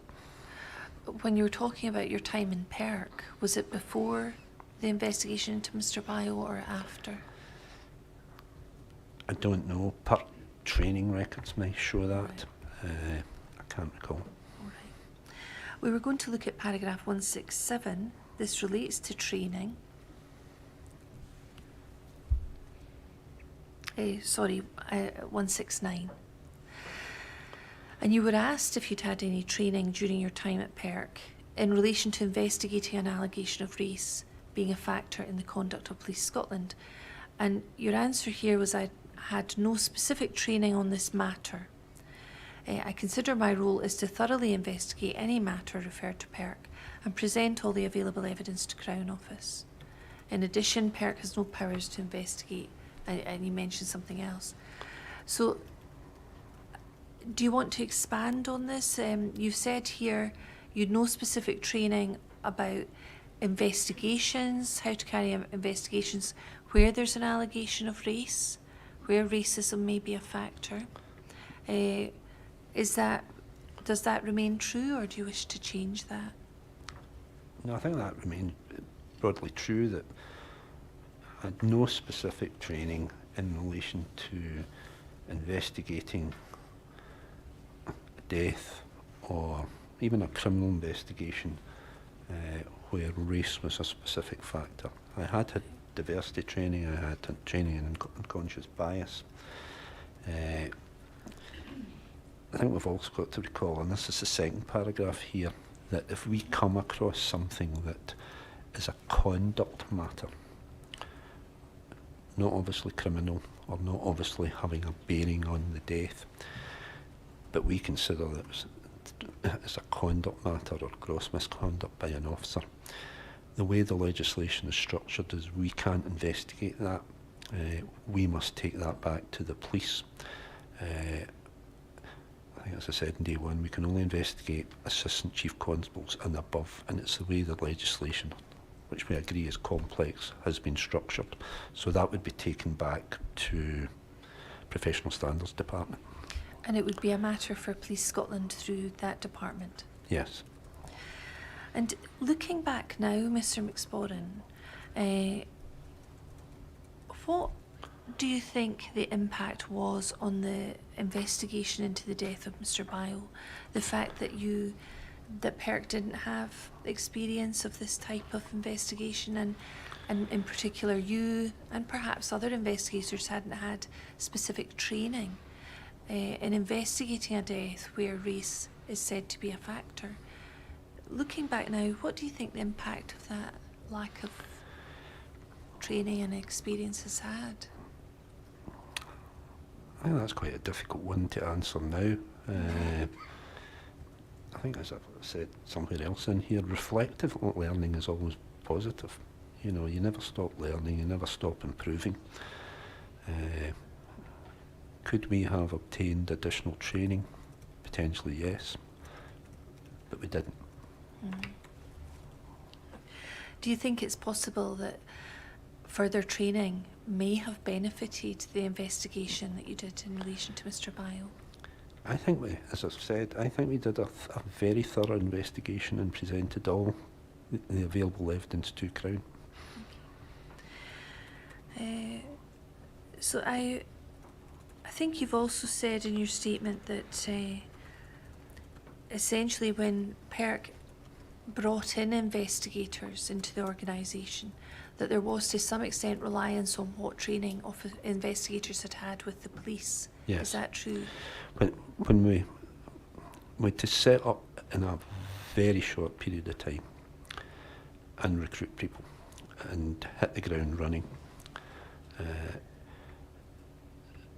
the only way you can do that is by recruiting people who have experience of undertaking investigations. Some of those were police officers, primarily detectives, with specialisms.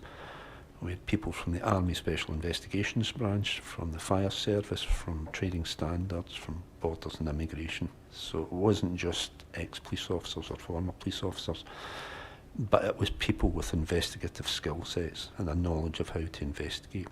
some of those had the specialisms we needed. All right. Paragraph 166. You're asked about your experience of racism or the race of the victim being a factor in any way in a death in custody or death following a police contact. And you said you do not have experience of racism or the race of the victim being a factor in a death in custody or death during or following police contact. But you did have experience of race or racism being a factor in other types of cases, a murder, terrorist and other inquiries, and you've given us a number of examples there. And the top one was the murder of Chris Donald in Glasgow. Yes. So you had some experience from your work as a police officer. Yes. Where race was a factor. And the third bullet point there, I'm not going to go into the details because we're crossing into the highly sensitive area. Of course, the unit that I was in charge of was conducting a lot of those covert operations to support other significant inquiries. I won't ask you to go into any details at all in relation to that, but it's clear from that paragraph that you did have experience as an officer in relation to cases where race was a factor. Yes. Thank you. We touched on it when you were doing my quick CV at the start, where I had done sensitive inquiries, instructed the Crown into allegations of racism and religious abuse. Thank you. Is there a difference between the way that you or PERK would investigate a death in custody as opposed to a death in custody where racism may be alleged?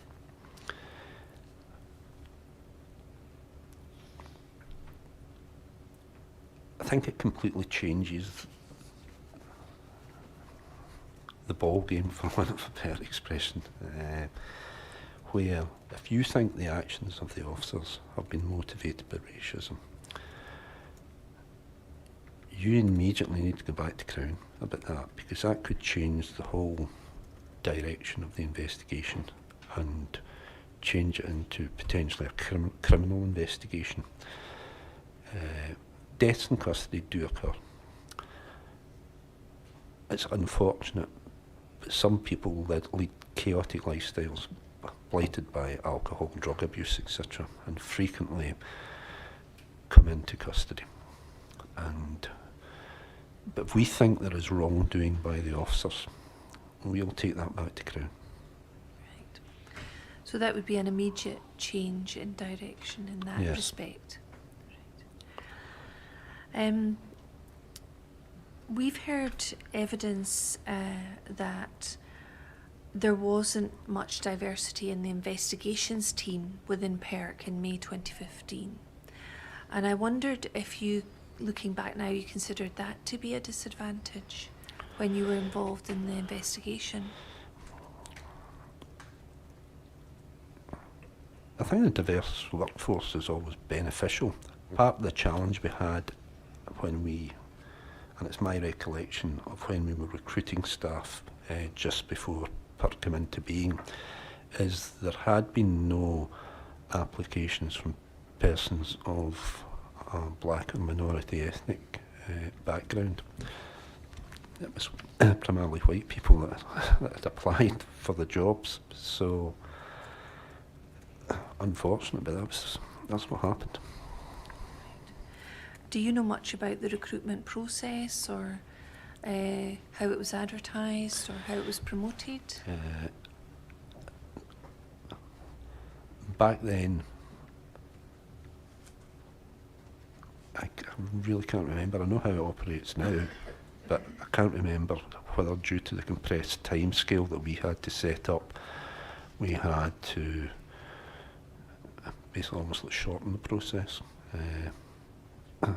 We needed staff, and I remember I did some of the interviews, and we're trying to bring people in within 4 to 6 weeks, which is incredibly short for a recruitment process. You know, normally most companies, by the time you put the advert out, You get the applications, you sift the applications, you invite people for interview, you know, that can take 3-4 months. And then the person, especially within PIRC, they've got to be vetted to work in investigations because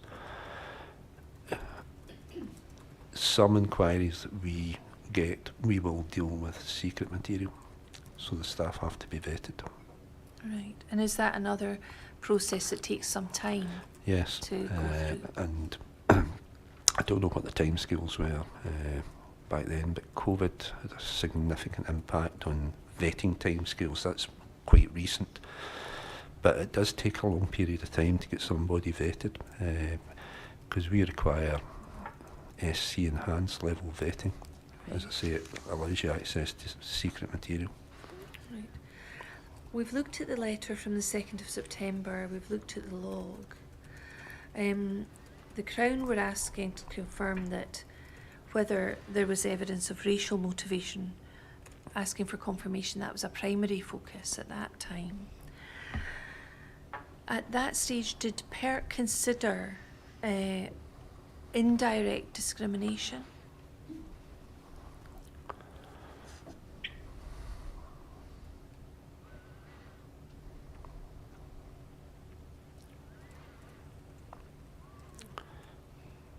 Insofar as, could you expand or Well, I'm asking you if it was considered or discussed.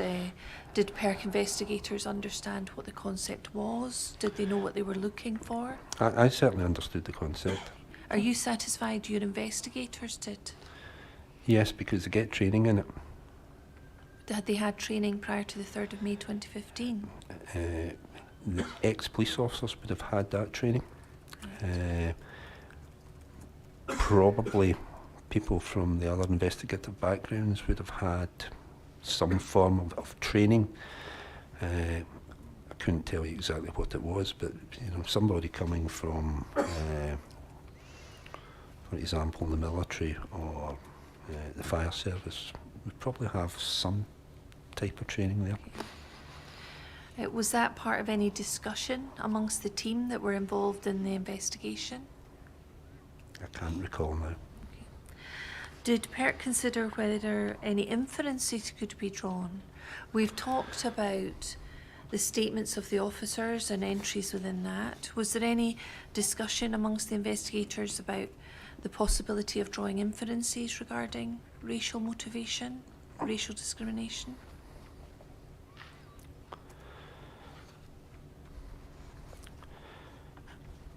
I think we were, as I've outlined in my log at number 21, we were going to take cognizance of it if it arose, and then we get a specific instruction from Crown. At that point, we certainly scaled up what we were examining. So was part of that whether any inferences could be drawn? Yes, and I think I've spoken about that, what we did.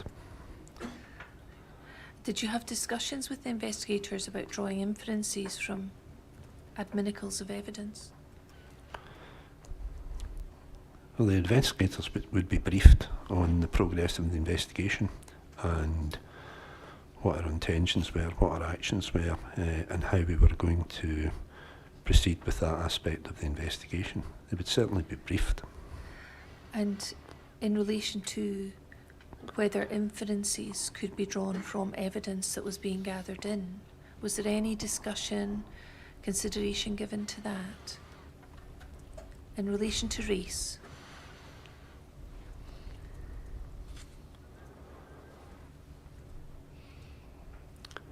I really can't recall. I would think as Crown expanded this, we would certainly discuss it. But 9 years later, I can't recall.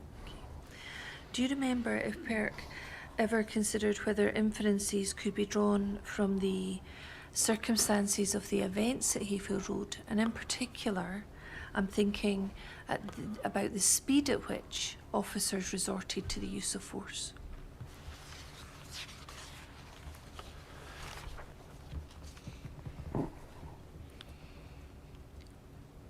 It's not really for the inquiry to determine. You didn't think that was something for PERK to consider? Well, certainly I was aware of everything that happened. And it did happen very fast.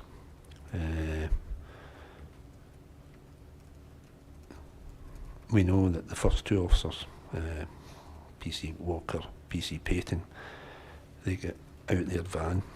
Mr. Bio was coming towards them. They told him to stop. They didn't see a knife in his hand, and they say they didn't see the knife in his hand.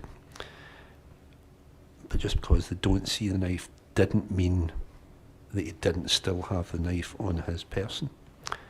We know the knife was dropped probably as he saw the police van arriving or heard the sirens.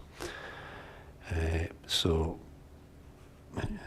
they don't see the knife, but they're told he's got a knife. He keeps coming towards them, at which point they discharge their CS and PAVA. Now, that then blows back in their faces, and they get temporarily incapacitated, at which point the next two officers arrive. Then he attacks PC short, and then he's taken to the ground. Now, it happened very quickly, but sometimes incidents do happen very quickly, so... But did you consider, not saying you had to reach a conclusion on the matter, but did you consider, from what PERK knew about the speed at which matters occurred, whether race could have been a factor? Not initially. Later on. When you say later on, when do you mean? When you get the Crown instruction. And tell us about that consideration. Was it on paper? Was it in a discussion? Was it with other investigators? How did that take place? Well, like I said, you would discuss it with investigators because you would brief them on the progress of the investigation, the expanded nature of the terms of reference, because many of them would have to go out and complete those actions and complete those investigations, so you would certainly discuss it and brief them. Do you remember having a discussion with other investigators after a briefing about whether the speed at which events occurred was something which, from which an inference could be drawn? I don't recall. Do you ever remember raising it with the Crown? Sorry, I don't recall.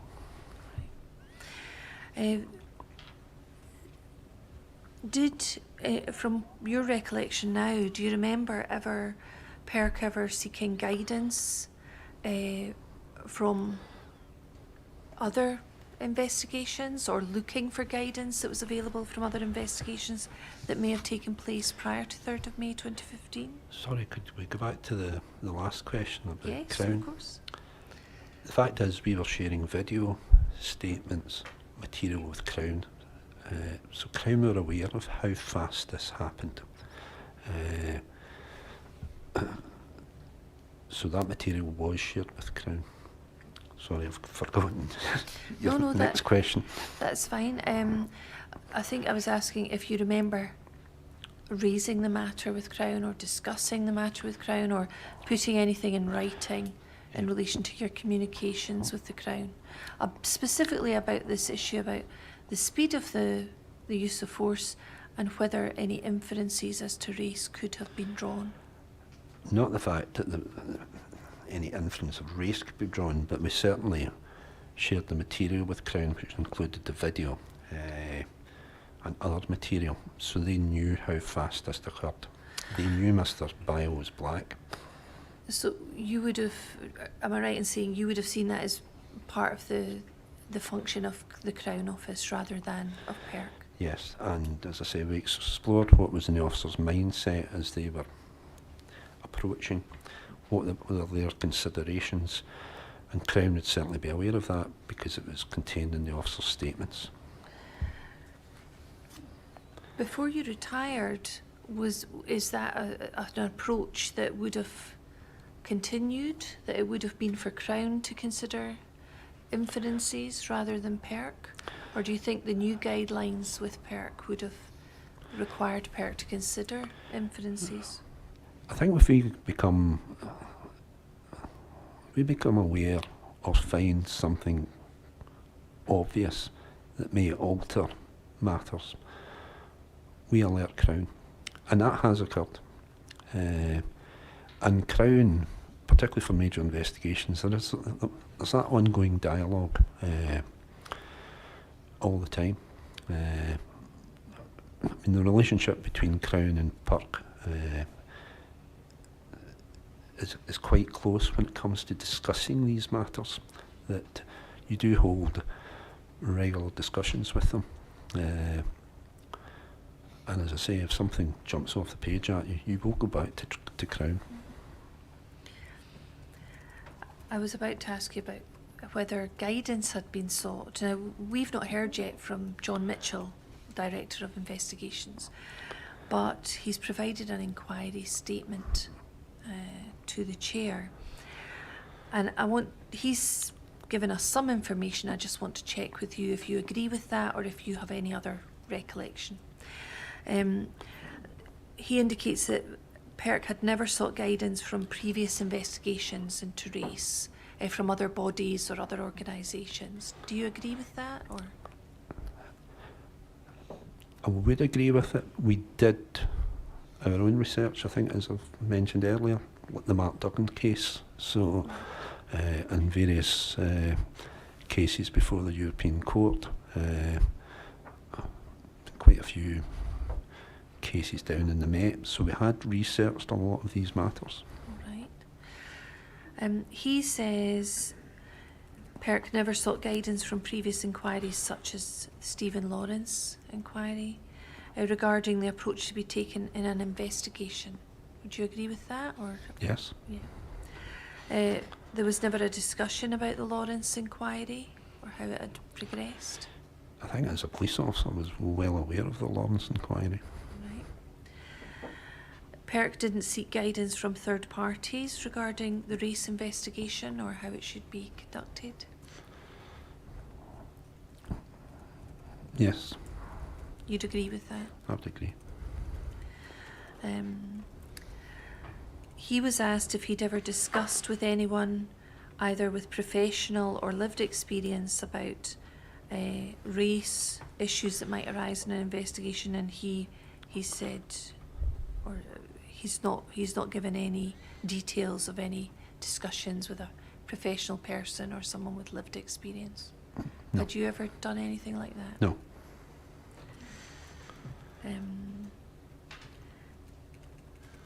He was asked if he'd ever sought guidance from the Crown about the race investigation. His statement says they rarely instruct specific lines of inquiry. We've obviously looked at the letter on the 2nd of September. Would you agree that Crown Office would rarely provide specific guidance to Usually PERK? they set broad terms of reference. They don't specifically instruct, do this, do that. They very much leave that up to the investigators to take forward the investigation, because each one is different. So you get your terms of reference, and that broadly sets the parameters for your investigation. Thereafter, the expectation is that the investigators will then go out and investigate and then report back to Crown, but you must address the terms of reference set for you. If you don't, they'll ask for further inquiry. Right. Did you, when you were involved in this investigation, ever look at, you've talked about going online and checking things out online, did you ever look at any other reference materials of any sort that would have assisted you in carrying out an investigation where race was potentially a factor? Well, certainly I'd read the Duggan decision, 2 or 3 other decisions from the Met, and decisions by the European Court. I think on the first day I took you to one of the documents that existed in PERK prior to Mr. Bio's death, and I think it referred to Mr. Duggan, and you thought you were the author of that. Potentially. That paper. Potentially. Did PERK ever consider whether inferences regarding race could be drawn as a result of any of the events in the immediate aftermath of Mr. Bayo's death. And in that regard, I'm thinking about the criminal allegations made by Saeed Saheed, searches of the homes of Martin Dick and Kirsty MacLeod, recovery of their clothing, recovery of their DNA, their removal to Kirkcaldy Police Office to give statements, seizure of the home of Mrs. Rashid and Mr. Ahmed, who were relatives of Mr. Saeed, searching their home and removal of the family from the home. So those were events in the aftermath of Mr. Bayo being pronounced deceased. And I'm wondering if PERK considered whether any of those circumstances could give rise to inferences regarding racial matters. No. We knew what those events were and what had happened. We certainly reported to Crown in respect of those matters.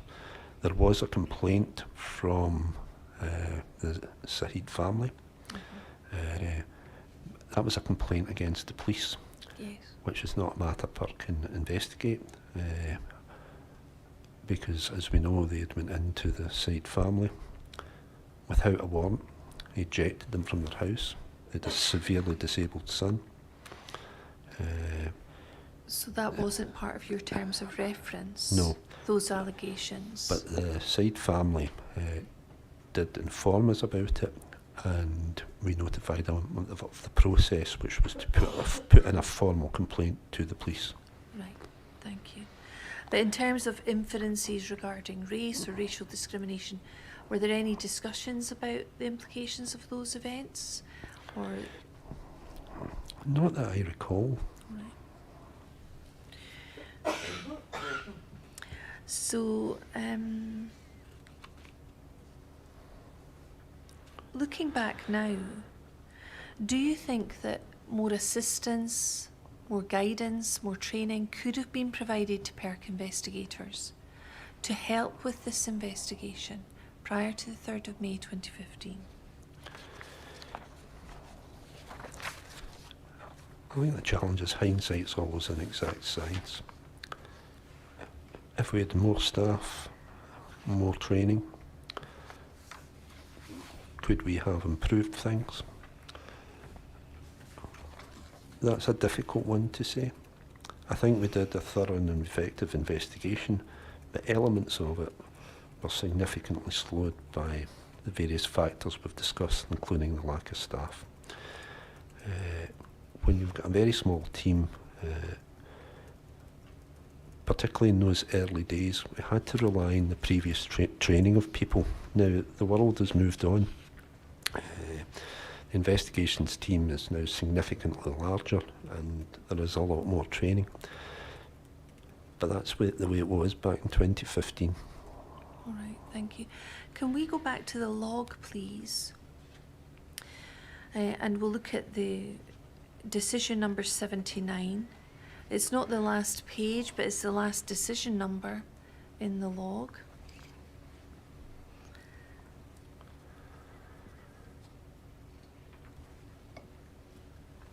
Give me some water, please. Thank you.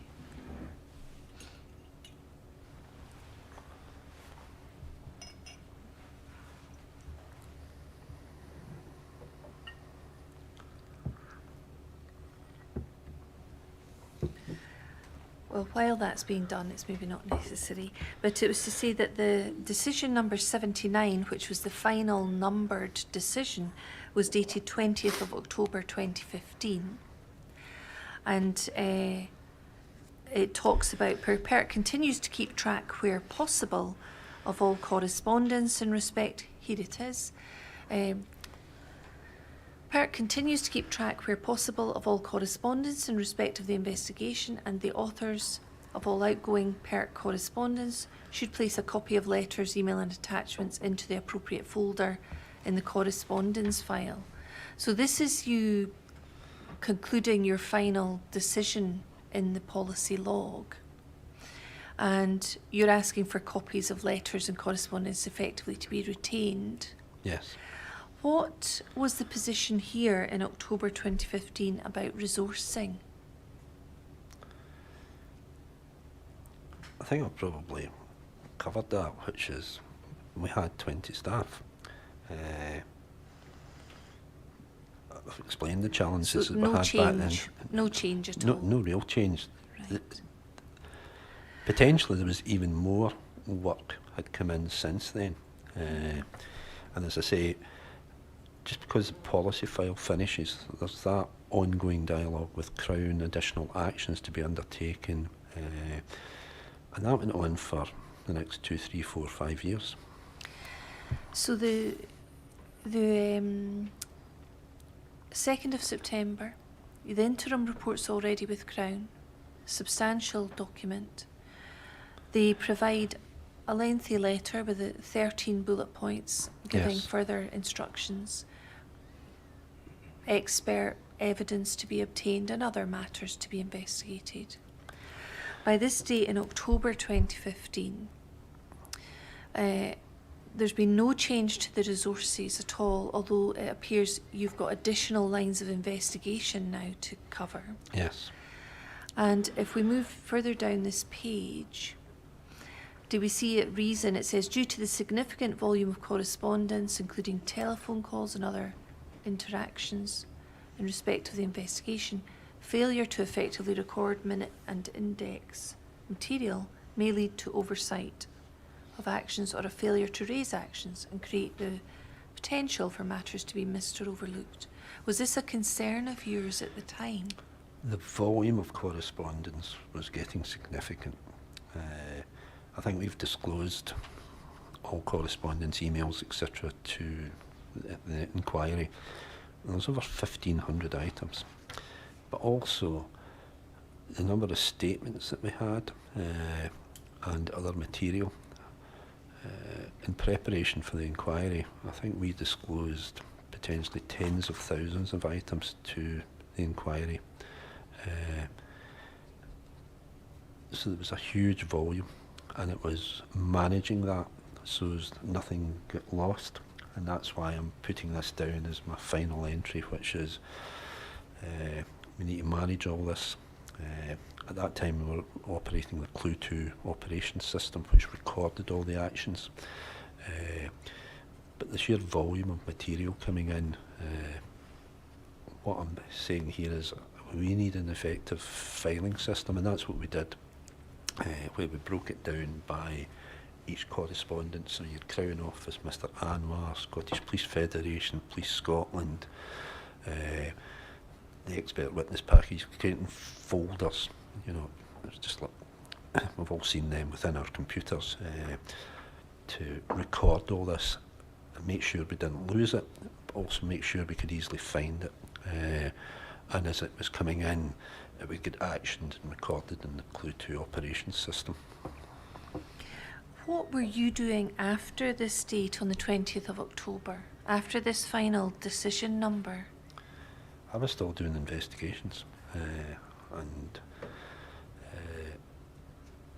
particularly as the inquiry progressed on and we had less staff, myself and Billy Little started to do some of the investigations rather than have oversight or management of it. We started to undertake some of those investigations. For example, the audits. I think Billy's touched upon that, the intelligence entries. So we had to start doing that ourselves because we were running out of staff. So after October 2015, did it come down to you and Billy Little? If we required additional staff to do specific things, we could take them away from another investigation and say, right, can you now go and do this? And you would brief them.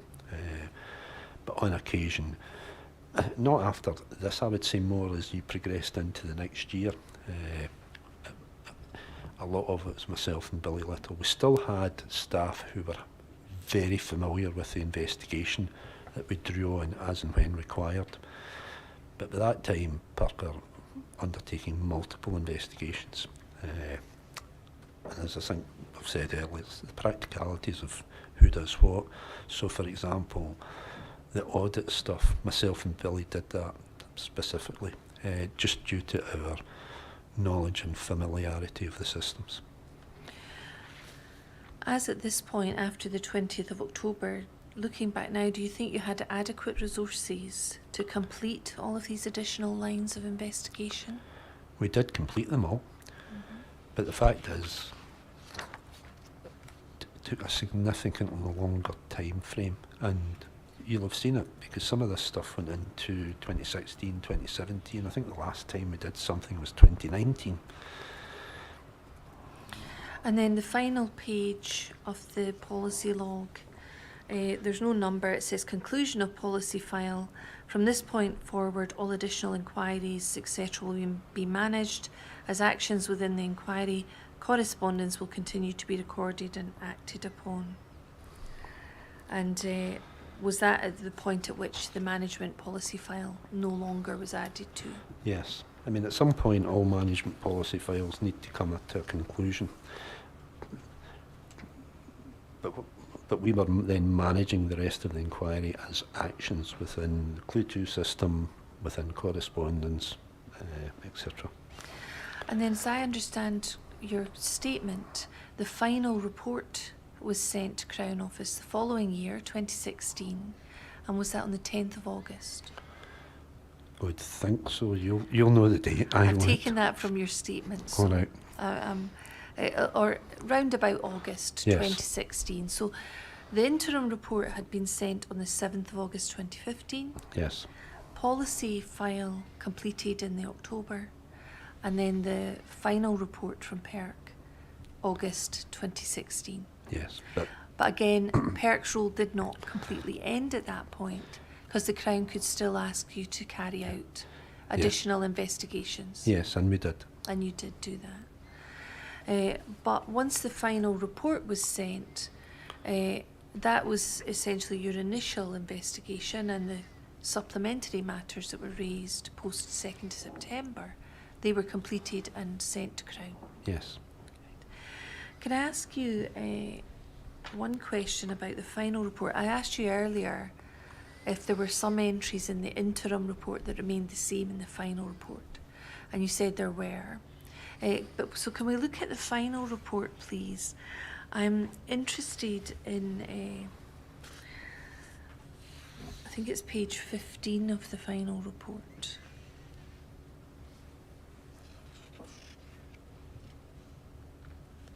Sorry, it's PERK 00002.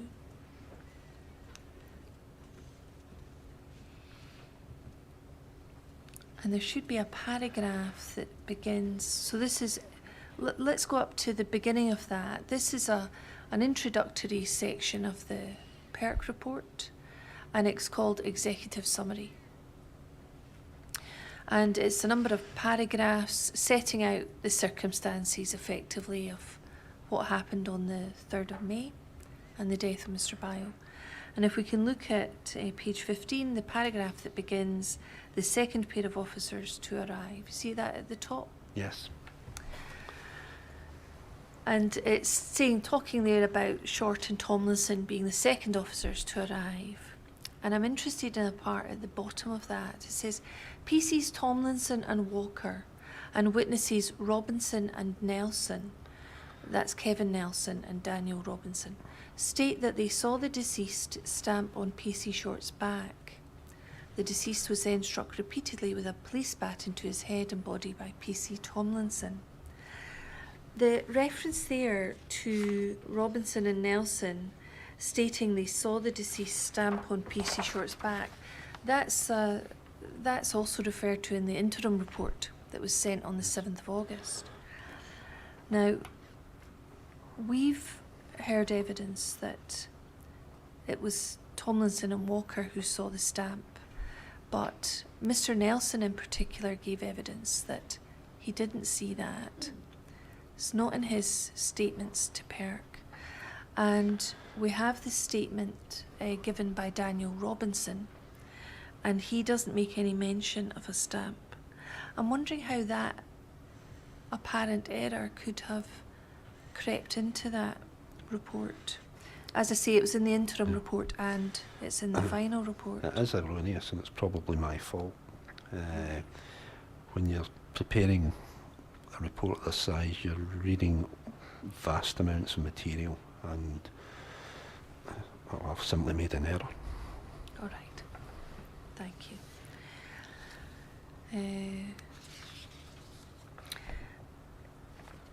Can I ask you about something completely different now?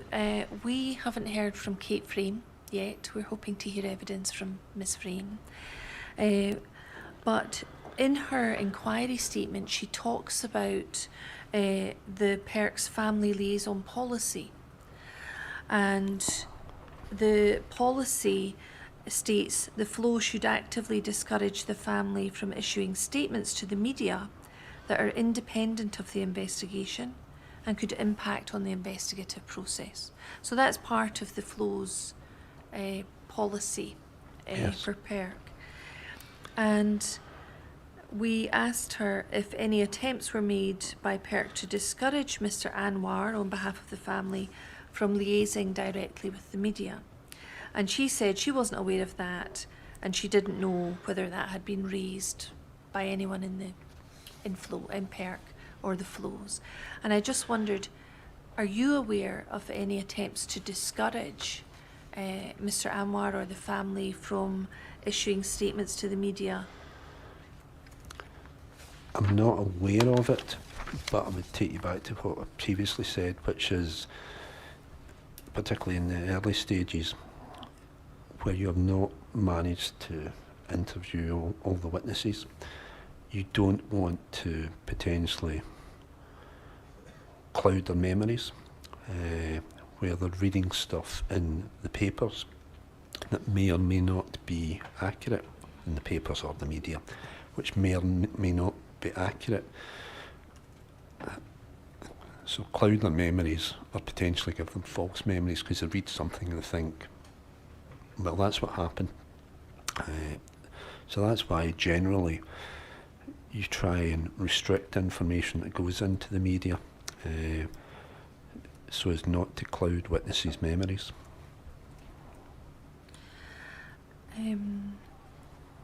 So not to cloud witnesses' memories.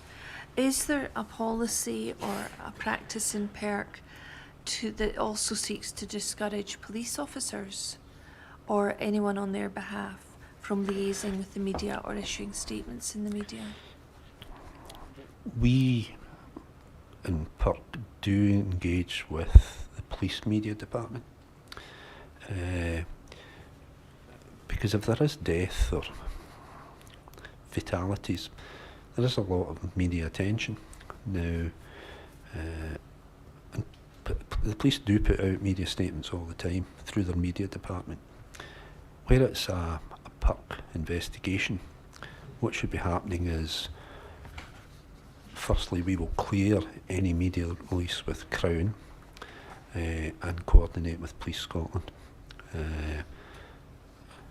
Police Scotland have a wider role, so it's not just in respect of the PIRC investigation. They may have other matters that they want to take into account, so the media departments do coordinate. When it comes to bodies like the Scottish Police Federation, we have no influence over what they decide to put into the media.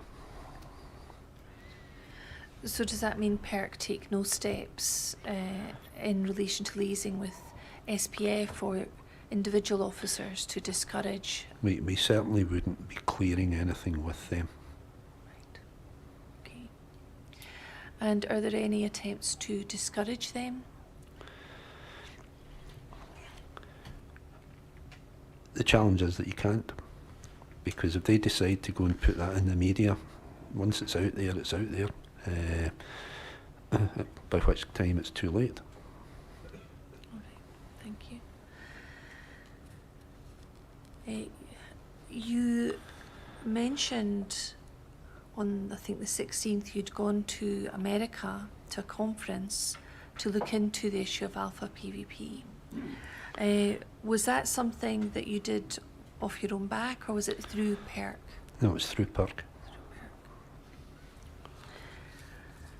And we have asked Mr. Little about some intelligence matters. You've mentioned that yourself. And he's explained the process so far, so I don't need to go over that again with you.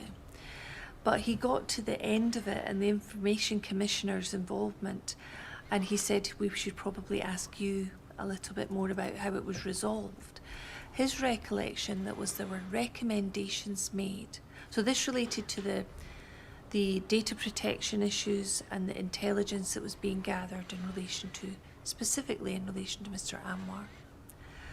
And Mr. Little said he remembered it had gone to the Information Commissioner and there had been recommendations, but he couldn't remember and suggested you might be in a position to remember what the recommendations were. So, myself, Billy Little, did sit down with staff from the ICO, briefed them, gave them the material, because when we reported initially to Crown what we had found, Crown said, okay, take this to the Information Commissioner's office, because this may breach the Data Protection Act, and that's what we did. Now, the ICO, my understanding is they initially came back and said, we're taking this no further. Then they later reversed that decision. But what the eventual outcome was, you need to ask the ICO. Right, so you don't have any recollection either, or you're not prepared to say? No, it's not that I'm not prepared to say. I don't think that the ICO took any criminal prosecutions in respect of the Data Protection Act against any person in Police Scotland. Whether they took any other enforcement action, that's what I'm not aware of. Right. And do you have any recollection of recommendations that they may have been making to Police Scotland about their admin or matters of that sort? I think certainly within volume 3 of the PIRC reports, I've outlined what my concerns there were. Yes. And that was long before the involvement of the ICO, where I'm saying, you know, I think this potentially breaches the Data Protection Act. They're not keeping proper records. They're keeping entries and listening to a solicitor, which they should not be doing under any circumstances whatsoever. I think you made your... So if the Chair wants to look at that in more Yeah. detail, volume 3 is where he can Yes, find your concerns. yes. I won't go back over all of that again. We've dealt with that with Mr. Little. But Okay. that's very helpful to know.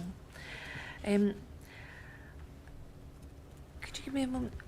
I wonder if it would be perhaps possible to rise slightly early today. I have perhaps 1 or 2 questions, but I'd like to reflect on them over lunchtime, if I may. Yes, certainly. Well, we'll stop now and sit at 2 o'clock. Thank you.